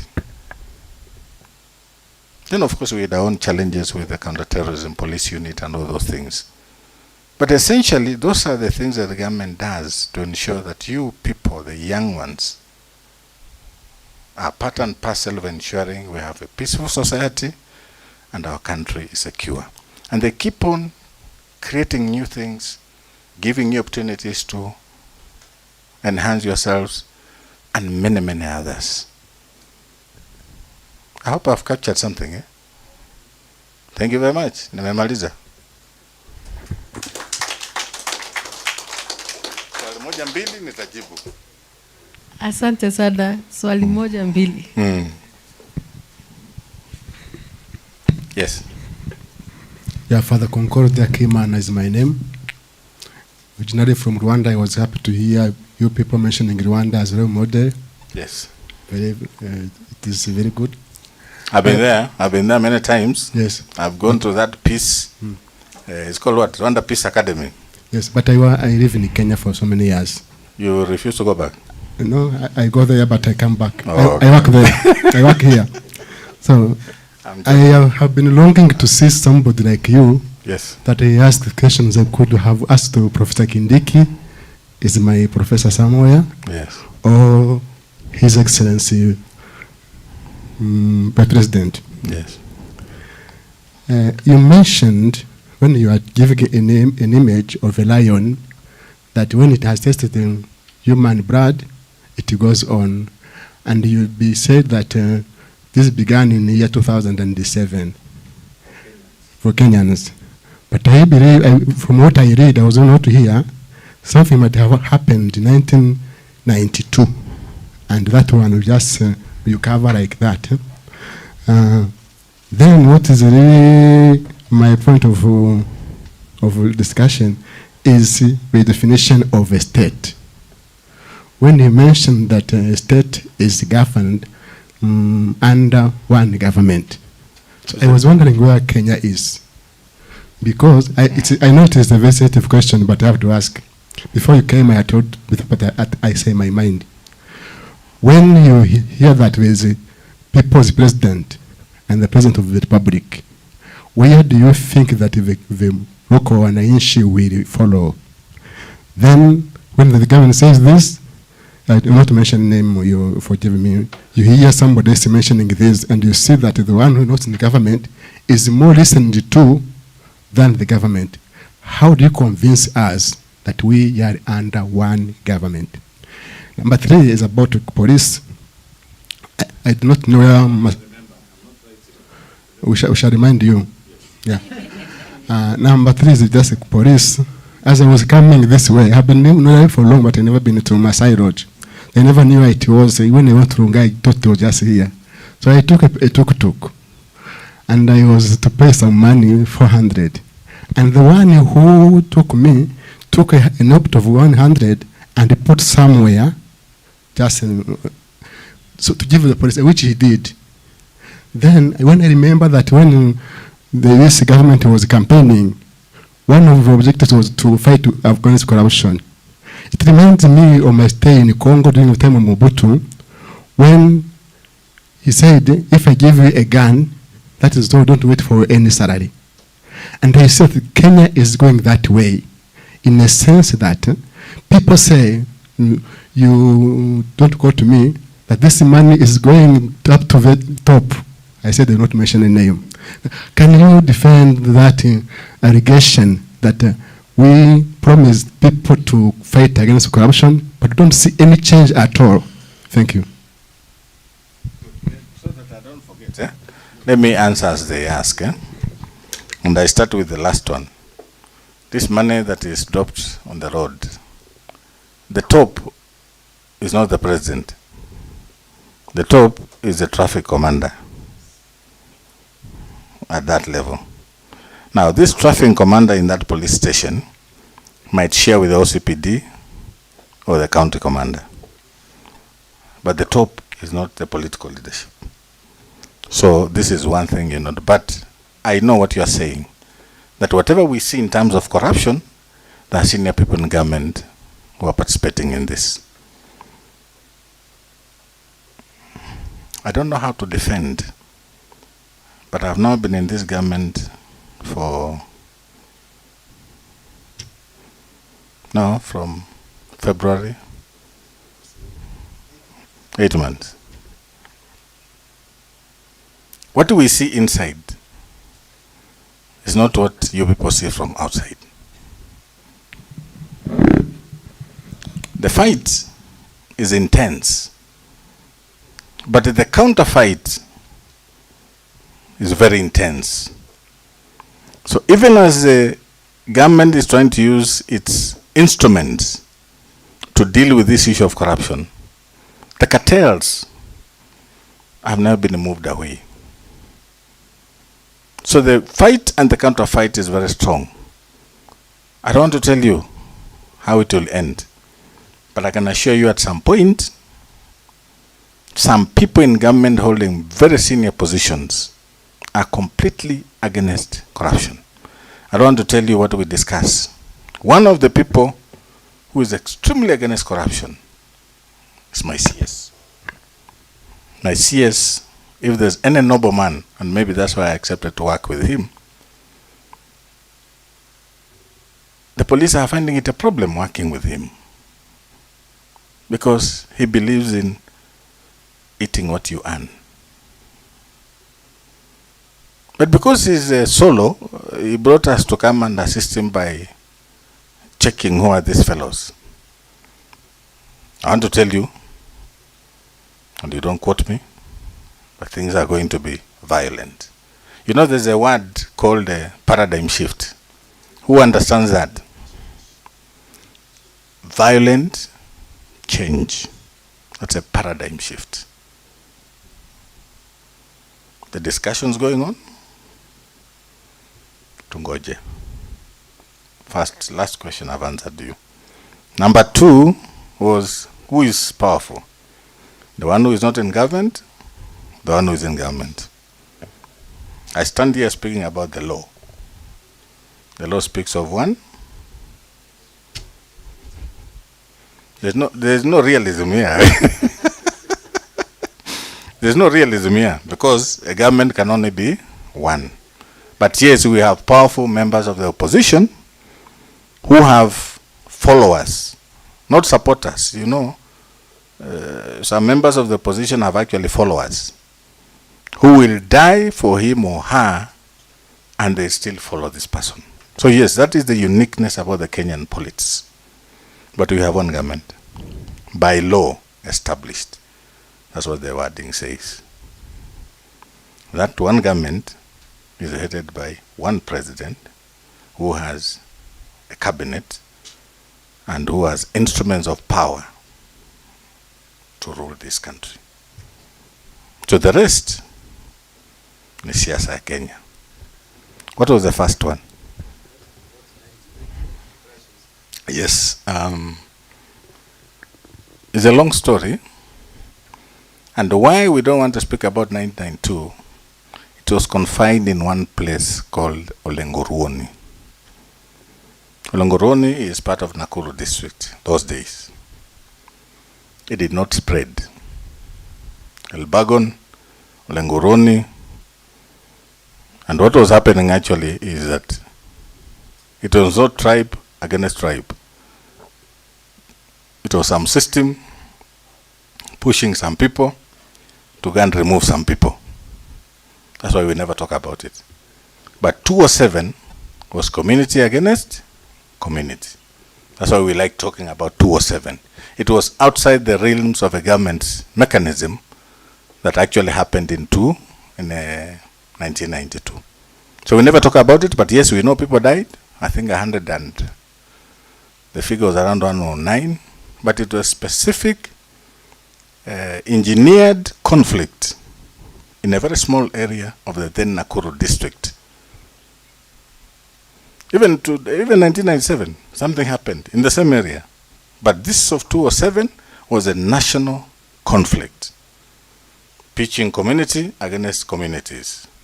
That's why we never talk about that one. I hope I've answered you. Yes.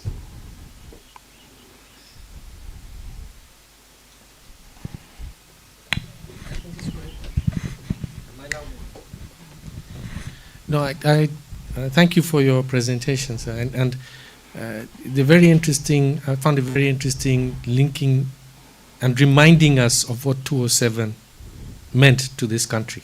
Yes. Now, after 2007, you talked about the reconciliation and there was the TJRC Yes. report, Yes. which many peace builders in this country feel went to sleep, just disappeared from the scene. Now, that report contained a lot of very good stuff. Is there any hope that, at least if not the report, that some of what that report had can be revived? I speak for no government.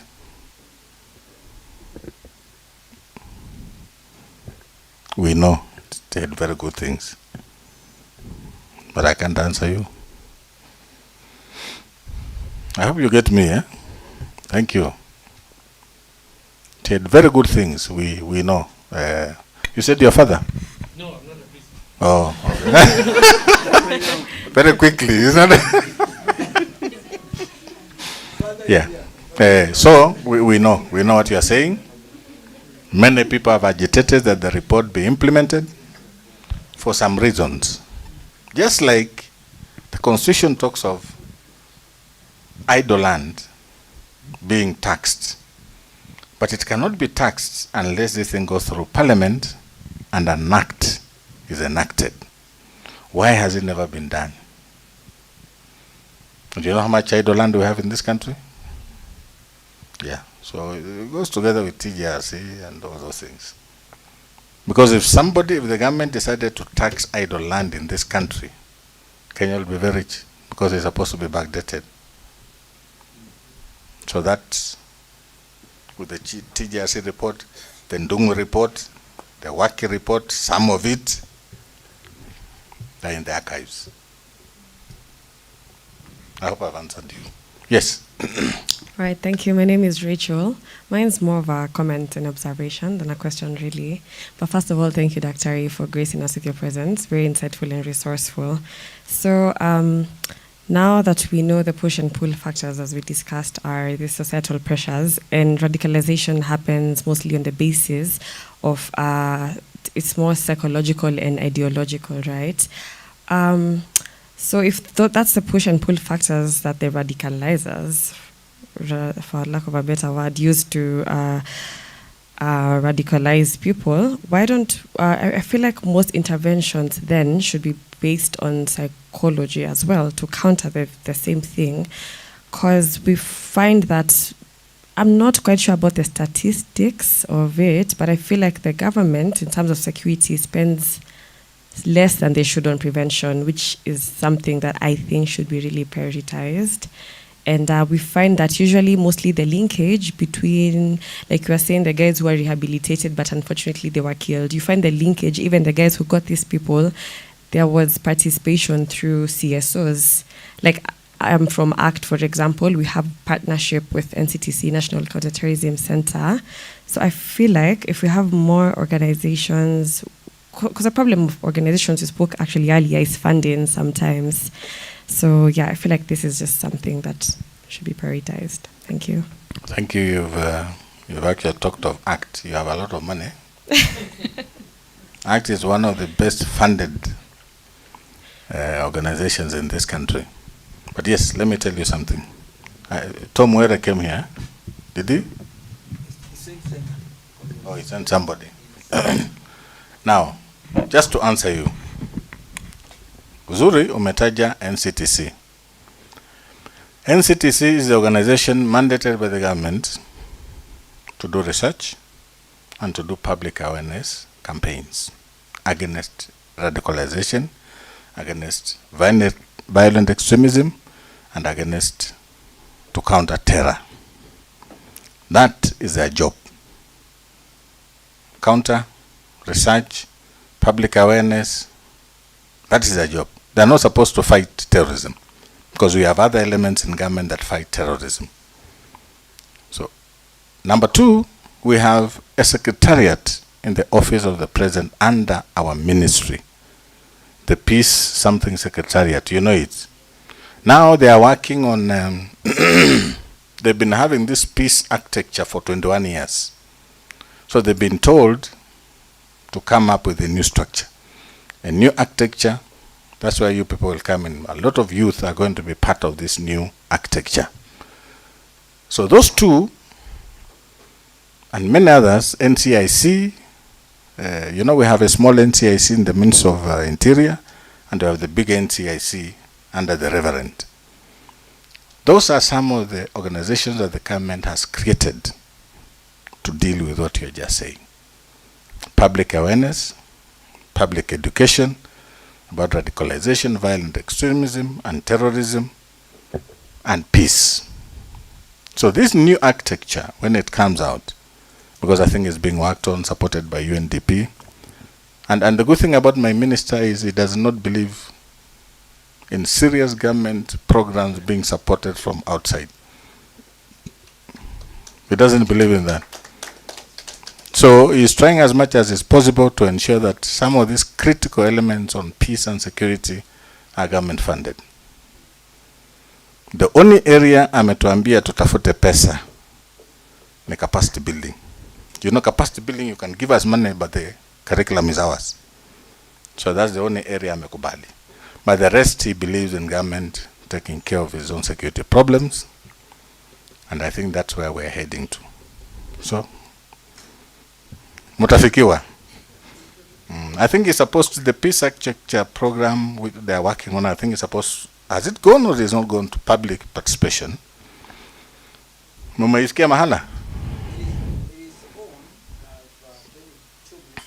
Yes. Bado mnakula tu pesa Naivasha? You know, that's the problem with Kenyans. You'll always find them in Naivasha. Peace architecture, peace architecture. Na tunamaliza mwaka. So yes, it's being worked on. And I know UNDP is assisting. But at the end of the day, the government will play a major role in empowering the youth and many other Kenyans. Nimekujibu? Asante. Yes. Najua nyinyi ndio mnaenda lunch, eh? Thank you. Yeah. You might get him maybe after 1 year or something. Okay. Especially if you have security challenges. Yes. Thank you so much. My name is Elizabeth from KYMCA. Okay. KYMCA. Okay. You ni? Kenya Young Members of County Assembly. Ah, okay. Yeah. So you're a member or you're an official? No, I'm an official. Okay. Yes. Vizuri kujua. I wanted to ask you, how do you handle situations whereby when youth perspectives collide with the government priorities? For example, right now the president is concentrating with the housing program. But on the other side, the youth are saying, you know what, we are unemployed, we want jobs, and if you do not do that, we are going to join Al-Shabaab. Just saying. How, and I believe that might definitely bring pressure to your ministry. So how would you handle such situations? That's what I wanted to find out. I want Ken to be part of this. The minister was here. Yes. For youth. You see, that minister is supposed to come up with programs for youth. What the president is doing is trying to fulfill his better. You know, it's called better. Bottoms up economic something transformation agenda. What he's talking about housing is part of the political agenda they have. But he has also created a ministry to take care of youth issues because they understand the youth is very important in this country. That minister you see here, you saw, he came, eh? Yes.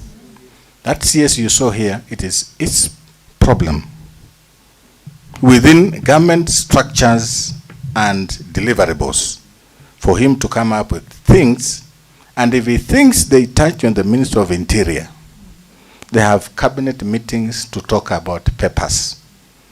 So Ababu is supposed to create a paper, it's called a cabinet paper. They go and discuss about youth. If it touches on agriculture, the Minister for Agriculture. If it touches on internal security, the Minister of Internal Security. So that at the end of the day, whatever the government comes up with, it is a totality of the thinking of the government at what they think they should do to take care of the problem. The only problem is the Minister for Youth doing those. You see? He works very closely with him, eh? You see? That is why we are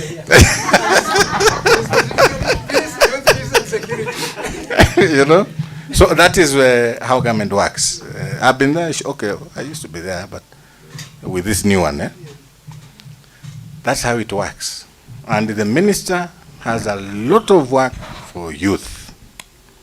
What I know the president has also said is that if you feel like the government is not giving you enough money, look for donors, but donors who don't manage you. You know, the donors who want and they want to manage you. They come with their programs and tell you, as we want to train. Like there's one who came and he's telling us they want to go and train NPR in Mandera.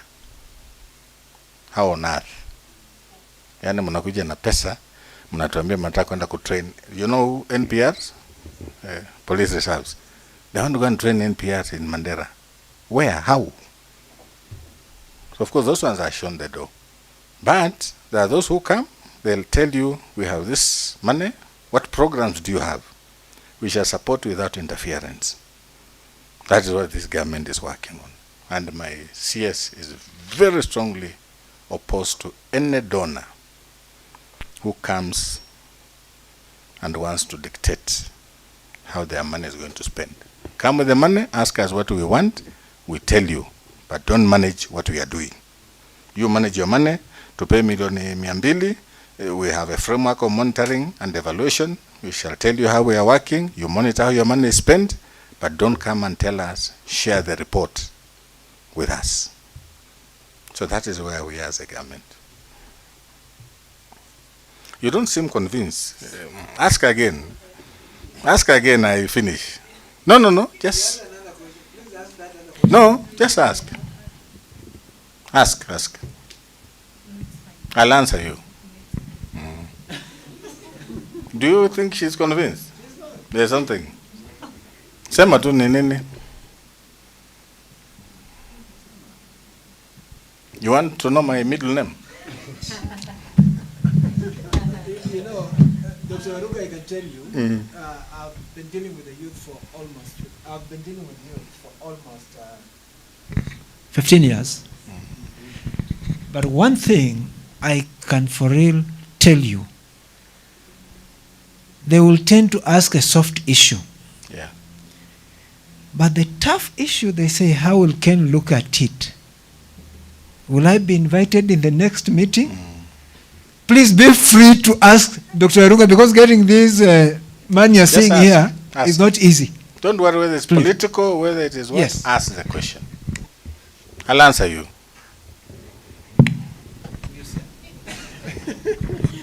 Okay. So, for example, let's say now we've decided to join Al-Shabaab as young people. So, is your ministry willing to take Ababu's burden? To bring you back home? Is the Ministry of Interior willing to take Ababu Namwamba's burden? Which burden? You know, there are many burdens. You see, umesema the CS is the one who's supposed to come up with programs so that young people can, they can get busy, get employment and all that. But that is somehow it's a bit shaky. That is why I asked you how and let's just say, okay, fine, we've decided to join Al-Shabaab. So how is your ministry going to handle that? because that is not your problem. No. But now it becomes your problem. After you join Al-Shabaab. Yes. How do you? How are you guys going to handle that? We shall wait until you join Al-Shabaab. Yeah, there's very little we can do. What the Minister of Youth does, but you know they have cabinet responsibilities. Where we stand now, we advise the CS on many things. And if at some point we feel like something is not going well, we share with him. Like now, I'm supposed to go to Mombasa, to blah, blah, blah, blah, you know, so that we understand this pull and push factors and why are we not dealing with the issue of Al-Shabaab in Boni Forest, in Witu, along the border up to Mandera. We need to understand why.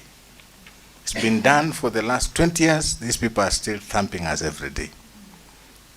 If we feel there's a disconnect between ministry's policies and the youth, it's our job to advise our boss that when this is not done well, the result is this. So please look at this as you go to the cabinet, discuss how this thing can be taken care of. But the minister cannot wake up in the morning and say, I'll deal with youth. No, they must go and discuss because he's been given some briefing on what is going on. Then they come up with a cabinet decision. Now, if they come up with a cabinet decision and the president says, I want you, Professor Kindiki, to take charge of that problem, you'll never be told in public, but you just see things the way the Minister for Foreign Affairs was pushed kando pole pole, mkaanza kusikia, then kidogo akaanza kurudishwa. So that's how things are done. You see, like now, Korea is here, but Aden is in the wamerudi ama bado? Aden is in the US and is being introduced as who?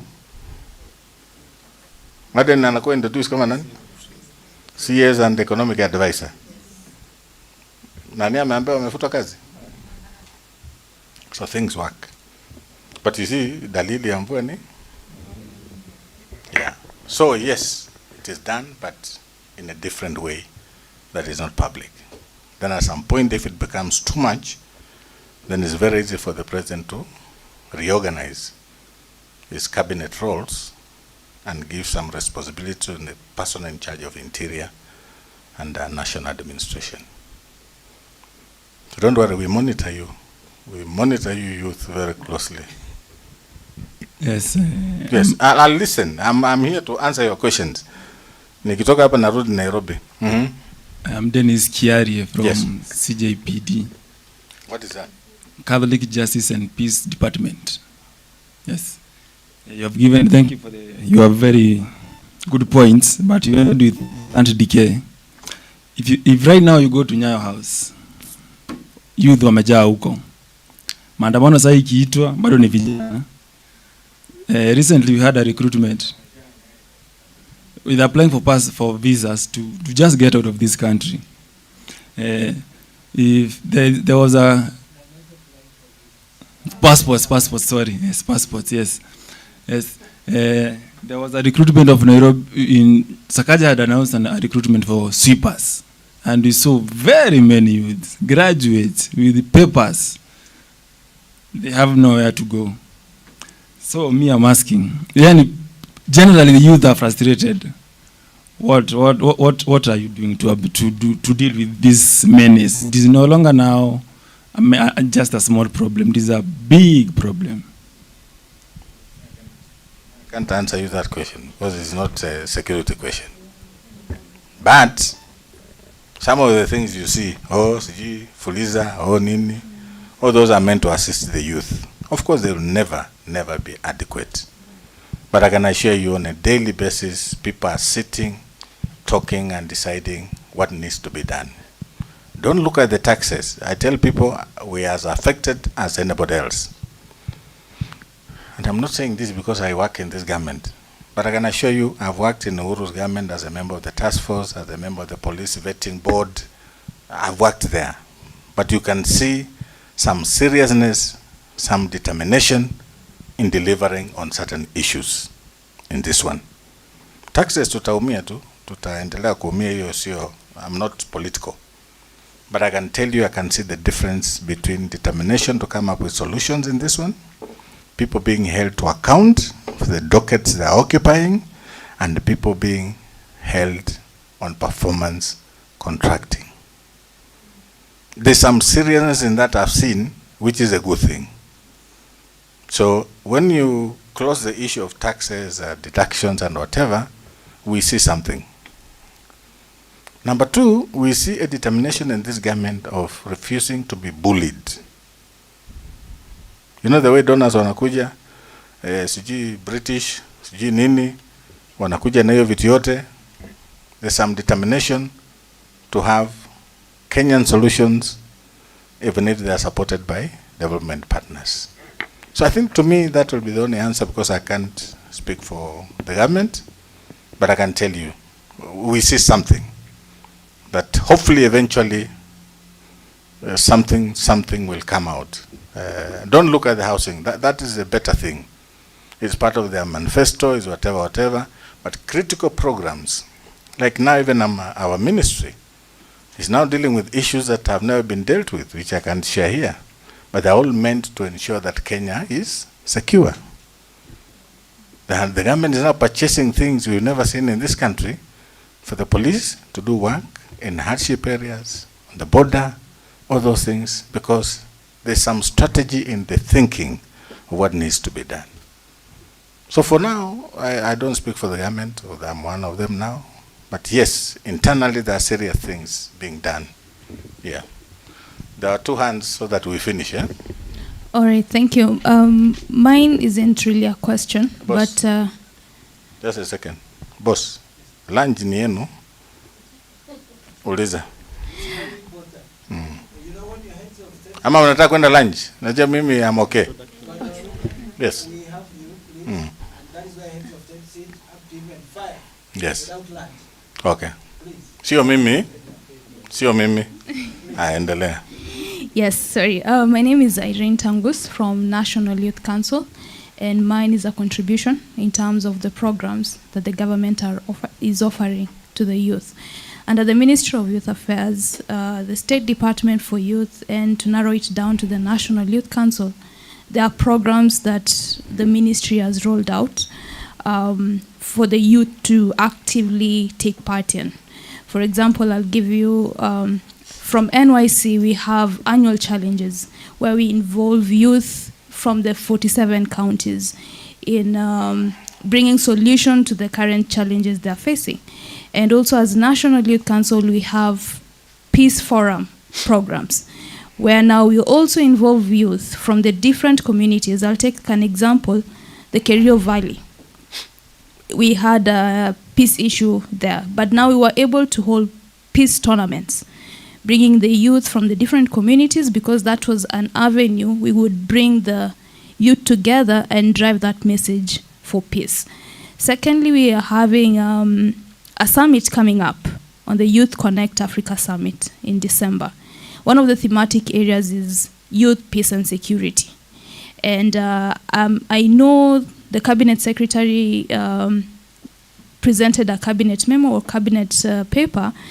I know where the Ministry of Interior will be part of it, because now youth and peace and security is a key or a vital item during that summit. So that's actually some of the example of the programs that we are running, and I can assure you that through our CS Ababu Namwamba, there are programs that have been rolled out in partnership with various strategic partners to actively involve the youth. Yes. Thank you. My name is Naomi. I have a comment, and at the same time it's like a question. It's about the youth and giving information to local authorities. Point one, there is fear in youth about giving information. I will give an example of a young man with some information, maybe from the area, very crucial information that maybe in case of maybe joining Al-Shabaab or any other radicalization. And then they decide to give this information to the local authorities. Immediately they are giving the information. Chief. Yes. It is turned. Yes?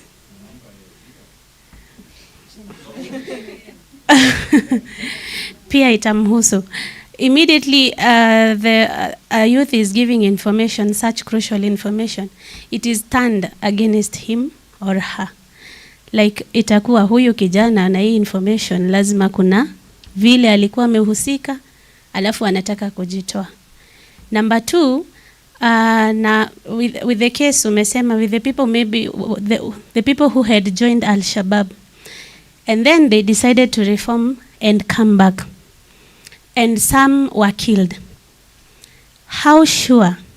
I mean, what will it take to convince us that it's the Al-Shabaab that has followed them, or is the government who has turned against them in this case?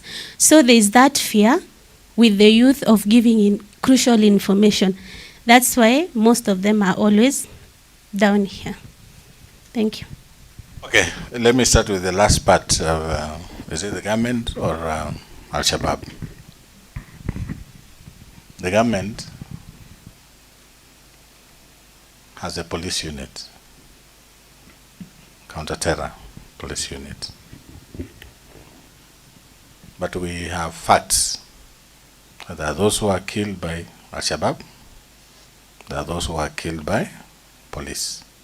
So I only picked the Al-Shabaab side. But yes, we know there are some who are eliminated by the police. There's been serious discussion, and hopefully it's going to change under this regime. When you train our officers in the US or in Britain, they are never trained to kill terrorists. In Britain, they will arrest you. In the US, they'll arrest you. Unless uwe sasa huko Afghanistan upatikani, but they always like arresting. We call it carrot and stick. That has been a challenge, but I know it's being addressed from the side ya serikali. But yes, Al-Shabaab has followed them.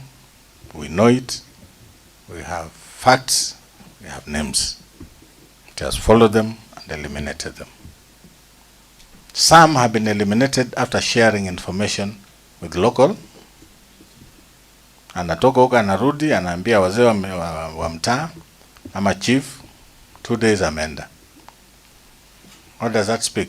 Speaks to the fact that even our own people are sympathizers. So there's a lot being done. That aspect of we share information, we fear. As we are speaking now, we are now working on the community policing policy. You know, we don't have. Now, there's been a problem between the Ngao officers, Hawa, sticking to Nyumba Kumi, the police sticking to community policing. When this one comes out, community policing will be, because Nyumba Kumi, I was part of the architecture of Nyumba Kumi. We never said it was different from community policing. We just said that Nyumba Kumi was the lowest form of community policing as you come up. Ngao wakakimbia na hiyo, police wakakatalia community policing. Same thing. So you have problems in the counties created by people. Number 3 on the same, you remember there was this idea of a county policing authority, which the government, with its own wisdom, feels they don't want to give power to the county, to the governor. We have suggested that just remove the word authority, call it county policing forum. Then let raia wenyewe wasimamie, but the governor awe na representative and the usual police. That is what we are heading to. And once it's approved, because it's part of the recommendations we are making, and I think the government is willing to buy that one, because what they don't want is the governor to be in charge of security. And you know, security is not devolved. Security has never been devolved. So, but when you call it community policing forum, it is under what we call alternative policing mechanism, and it is in the law. So that will make it easier, so that people don't report to the chief alone. They report through those forums up to the village level, and if we get those information, people will be answerable. So yes, that has been a problem for long, but it is known, and whatever we are looking at coming up with should be able to take that problem off. You share information, you become the victim. Have I tried? Thank you. Last one. Okay, let me ask the last one now, because No. This one has been here, so you are the second last. Okay, fine. So, one, I want to start by you saying, like, you asked a question about decision making, if the youth are really in decision making. And to me, youth is a cross-cutting issue for the government. It does not only lie with the Ministry of Youth Affairs, but it's cross-cutting through all the government sectors. Yeah, youth, we are in, our affairs need to be integrated in every sector of the government. Talk of the Ministry of Internal Security, where you advise. Education, we are there. Health, we are there. So what is your point? So my point, I was going to my point. We have the National Youth Council, which really is the mouthpiece for the young people. For long, this council did the first election. And since it had the first election at the grassroots, it has not done any other election for the new team, because I know those who are serving are no longer the young people in those at the county level, at the sub-county level. But at the national level, maybe the secretariat, maybe it's appointment, maybe they are still the young people. The other one exited, there's a group of new young people. No. If I see them here, they are young, so I confirm they are the young people who are at the national secretariat team of the National Youth Council. So where is the problem? The problem at the county level? No, they are not at the county level. At the county level, we still have, like in my own county, the chairperson, county National Youth Council chairperson, is not the young person. It's 45. Is beyond 35 years. Okay. And so some of these issues we have seen, the push and pull factors, is because of underrepresentation of the youth at that level, which then finds way to the decision-making part. What is it that the government, this current government of His Excellency the President Ruto, doing to ensure that the elections under National Youth Council are held in the grassroots for the young people, so that our issues are then our issues are taken up by the young people, and we don't have a security threat to this country, because if we don't have a way where to channel the issues, then we are born to find somewhere else to channel those issues, which then become a threat to the national security. So I don't know, what is your take, or at what level is the government planning to have the election done to have the young people be in the National Youth Council? Let me start. When Ababu was here, were you here? Did you ask that question? Kennedy did not give you time. Now, I hear you. One, I want to ask the question. The Youth Council, it is established by an act of parliament. Do you have an organogram? Does it speak up to the county level? No. You see, if it is established by an act of parliament, it means it has been enacted as an instrument for youth in the country. Now, when you have an instrument for youth in the country, you must have an organogram that speaks about the national chairperson, the national CEO, because the country is in counties. So I expect that your organogram should be speaking to that. If you don't have an organogram, I'm also a consultant, you can talk to me. From the national level, you are supposed to have county structures. up to the chief's level. That's what I know about the youth, because I've also dealt with your colleagues somewhere else. So my brother, the problem is not the government. Problem are the officials. Because that youth council must have structures up to the village. If elections are meant to be held, okay, number 2, do you have a policy? Do you have regulations? You have. What do they say about representation? Grassroots. So many, umejibiwa. So it's not Ababu, it's not the government. But your question is, when are we going to hold elections? What does the constitution, your constitution, say about elections?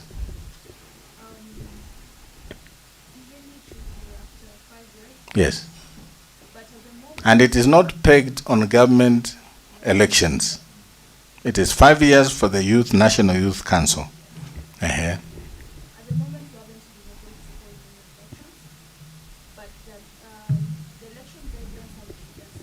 Yes.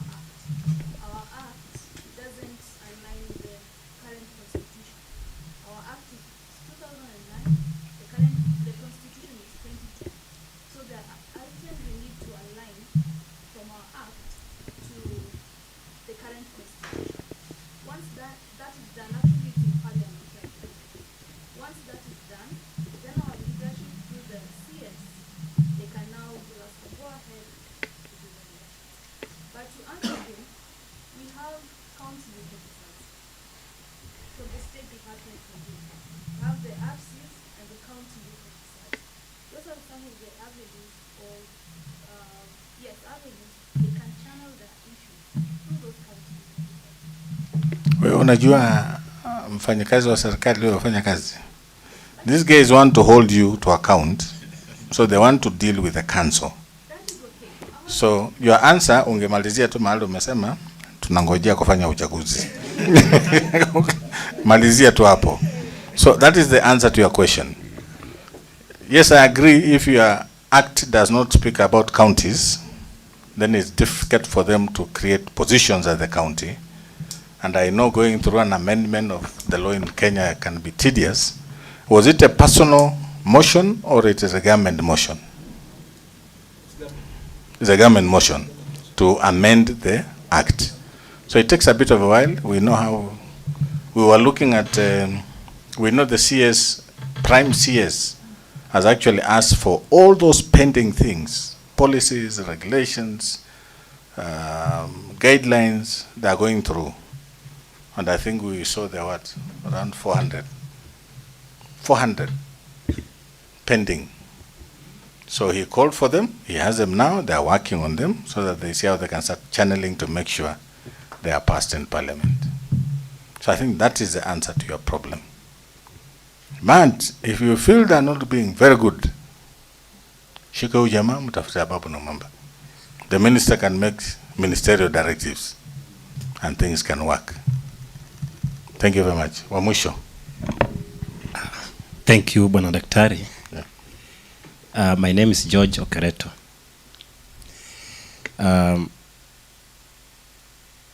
When I was doing my theology, a diploma in theology, I came across this document from Homeland Security. And it was talking about protection of life and properties. Most of the chaos that have erupted, Police Act. Yeah, most of the chaos that have erupted in this country, it is during the election year period and after election year period.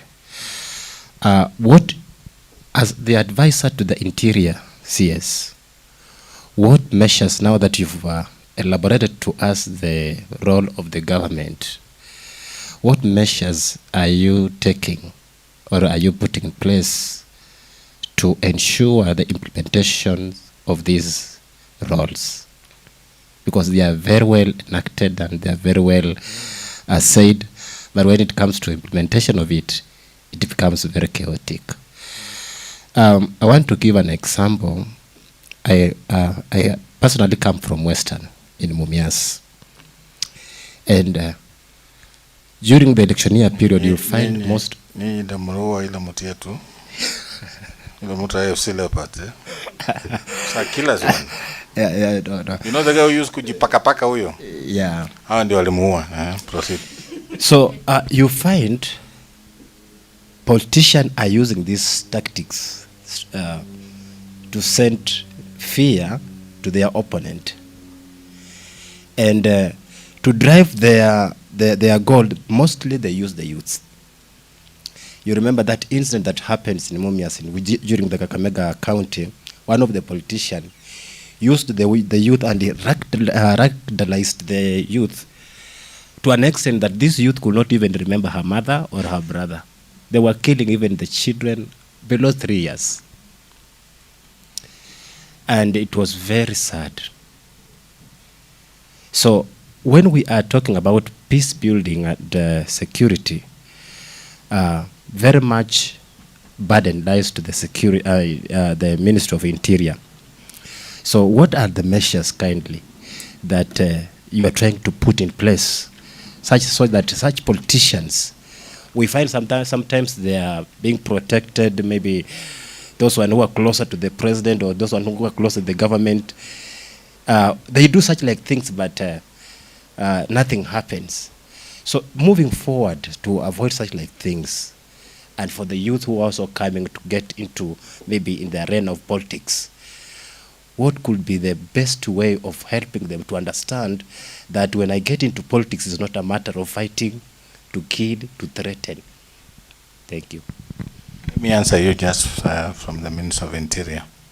One of the things that is going to be emphasized under the peace architecture is the involvement of youth in creating and sustaining peace. That is what the ministry is going to do. And they are taking the issue of youth very seriously on matters of peace.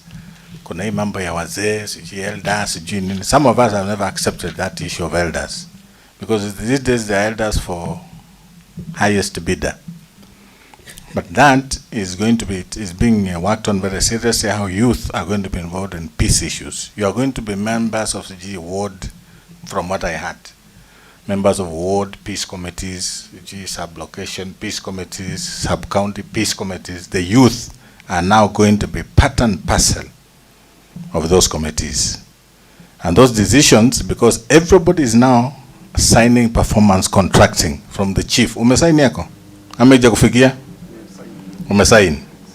And the ministry is very serious, because we are even taking them for training very soon.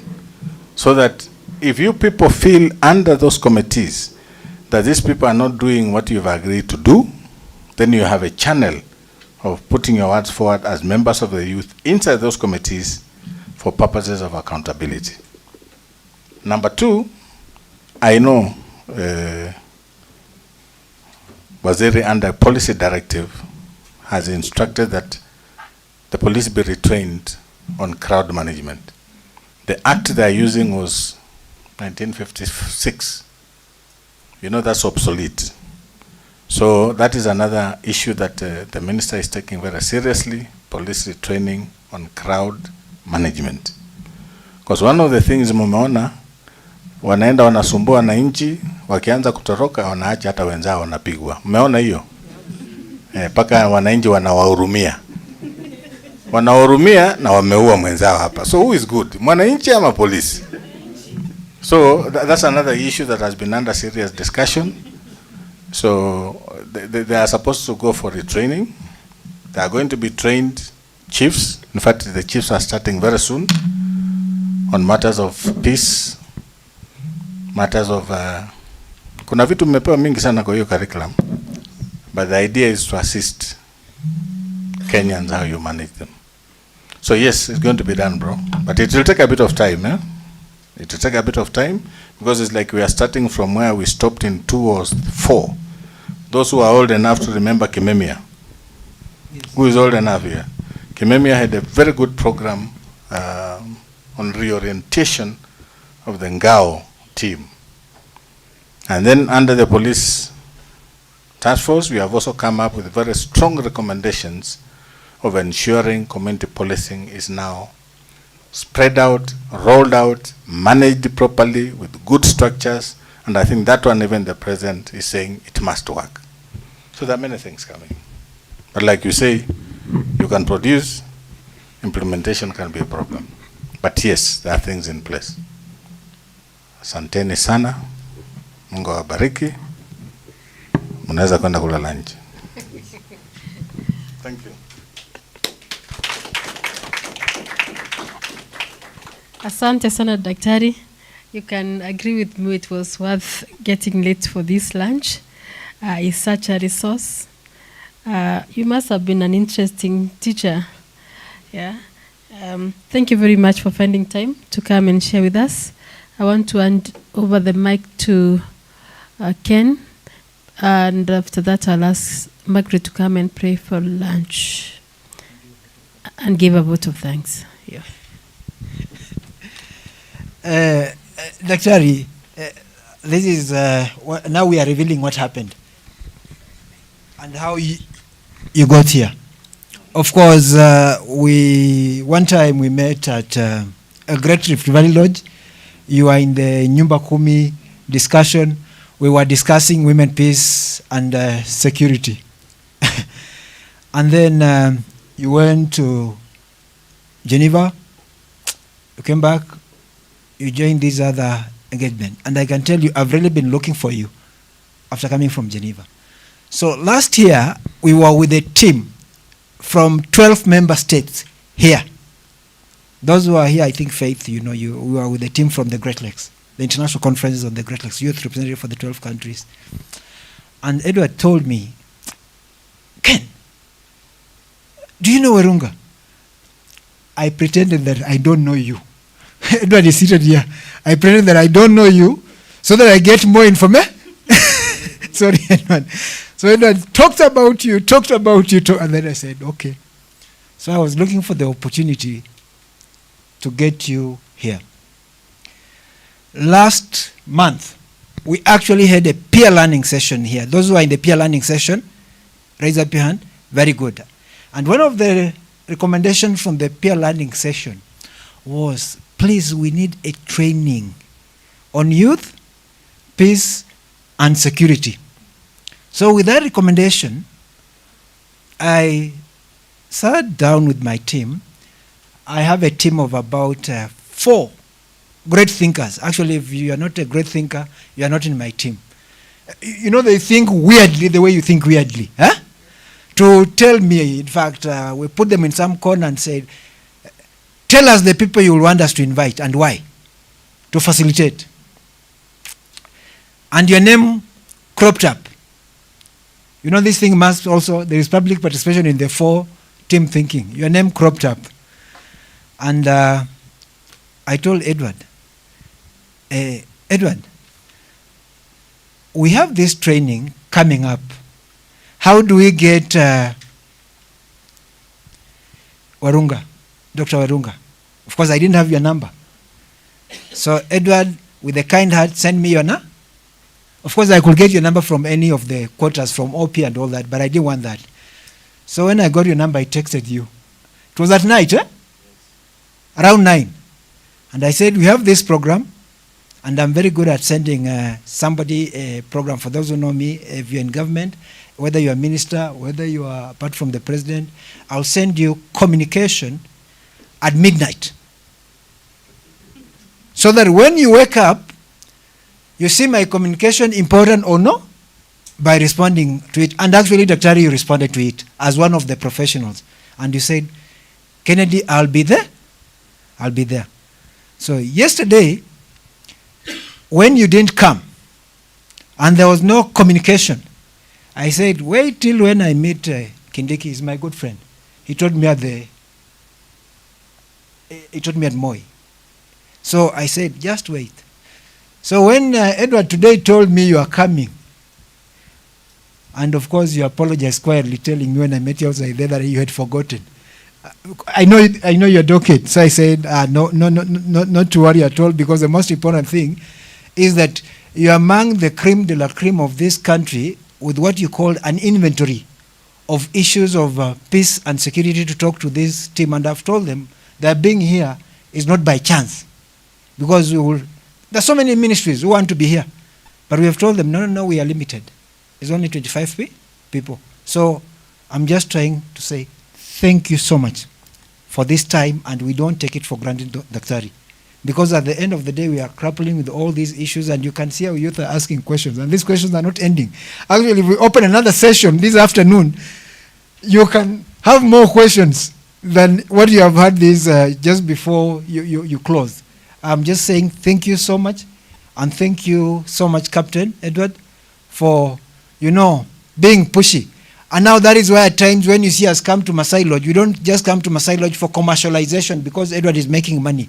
But Edward thinks about this country. And he says, you know what? Bring this. The other day, Edward gave me contact for last year. You remember the father who? Father TJ. Yeah. Running Don Bosco.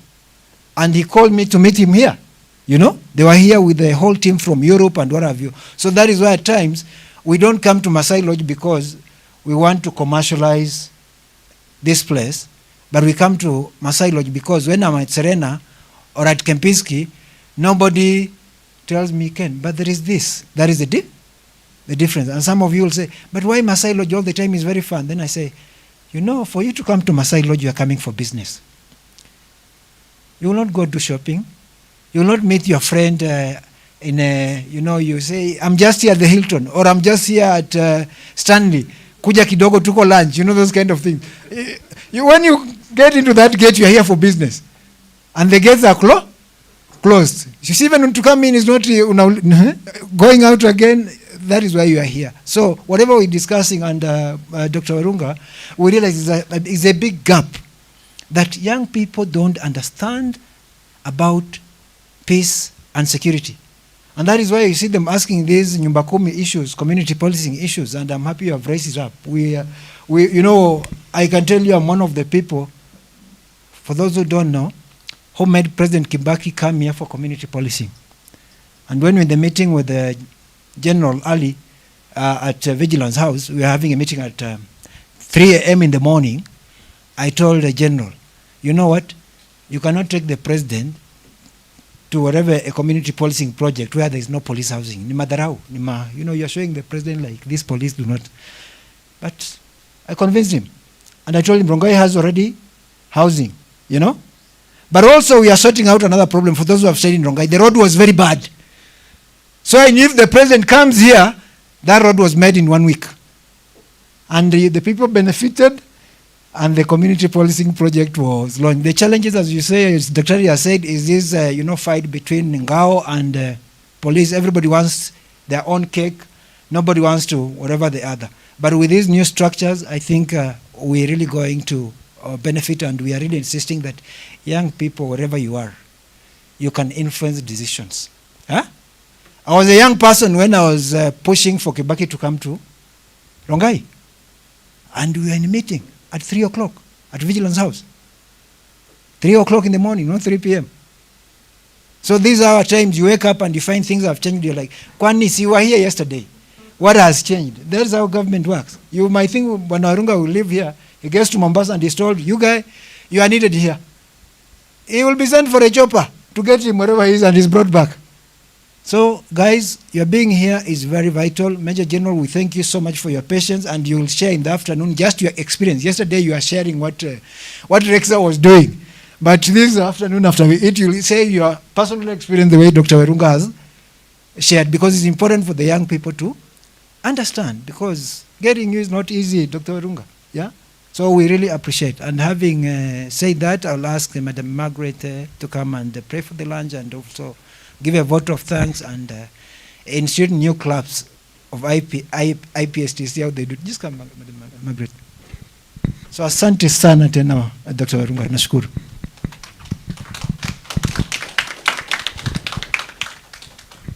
Yeah, thank you so much, Ken. Thank you, Dr. Werunga, Simiyu Werunga.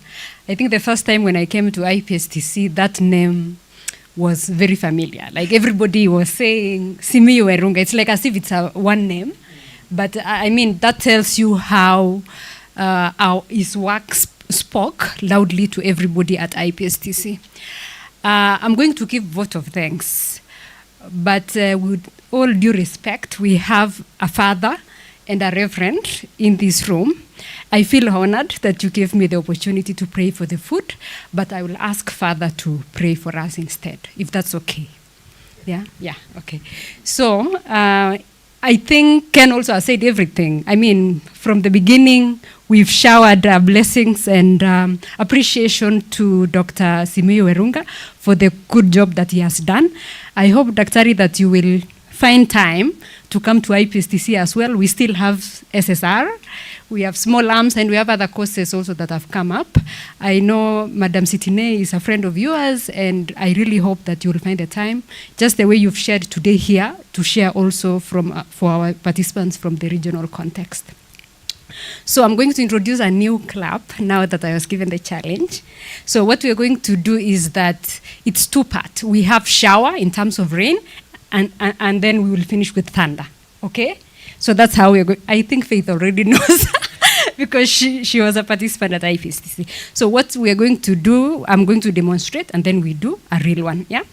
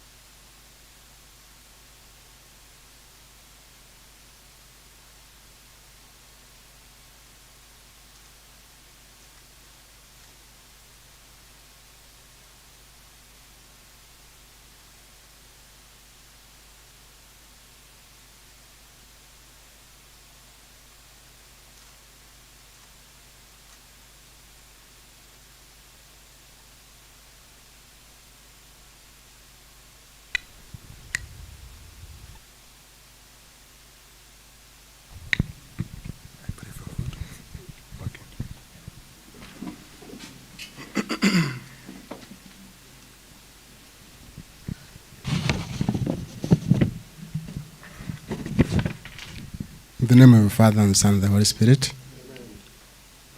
Bless us, O Lord, and this about to receive about through Christ our Lord. Amen. The Lord be with you.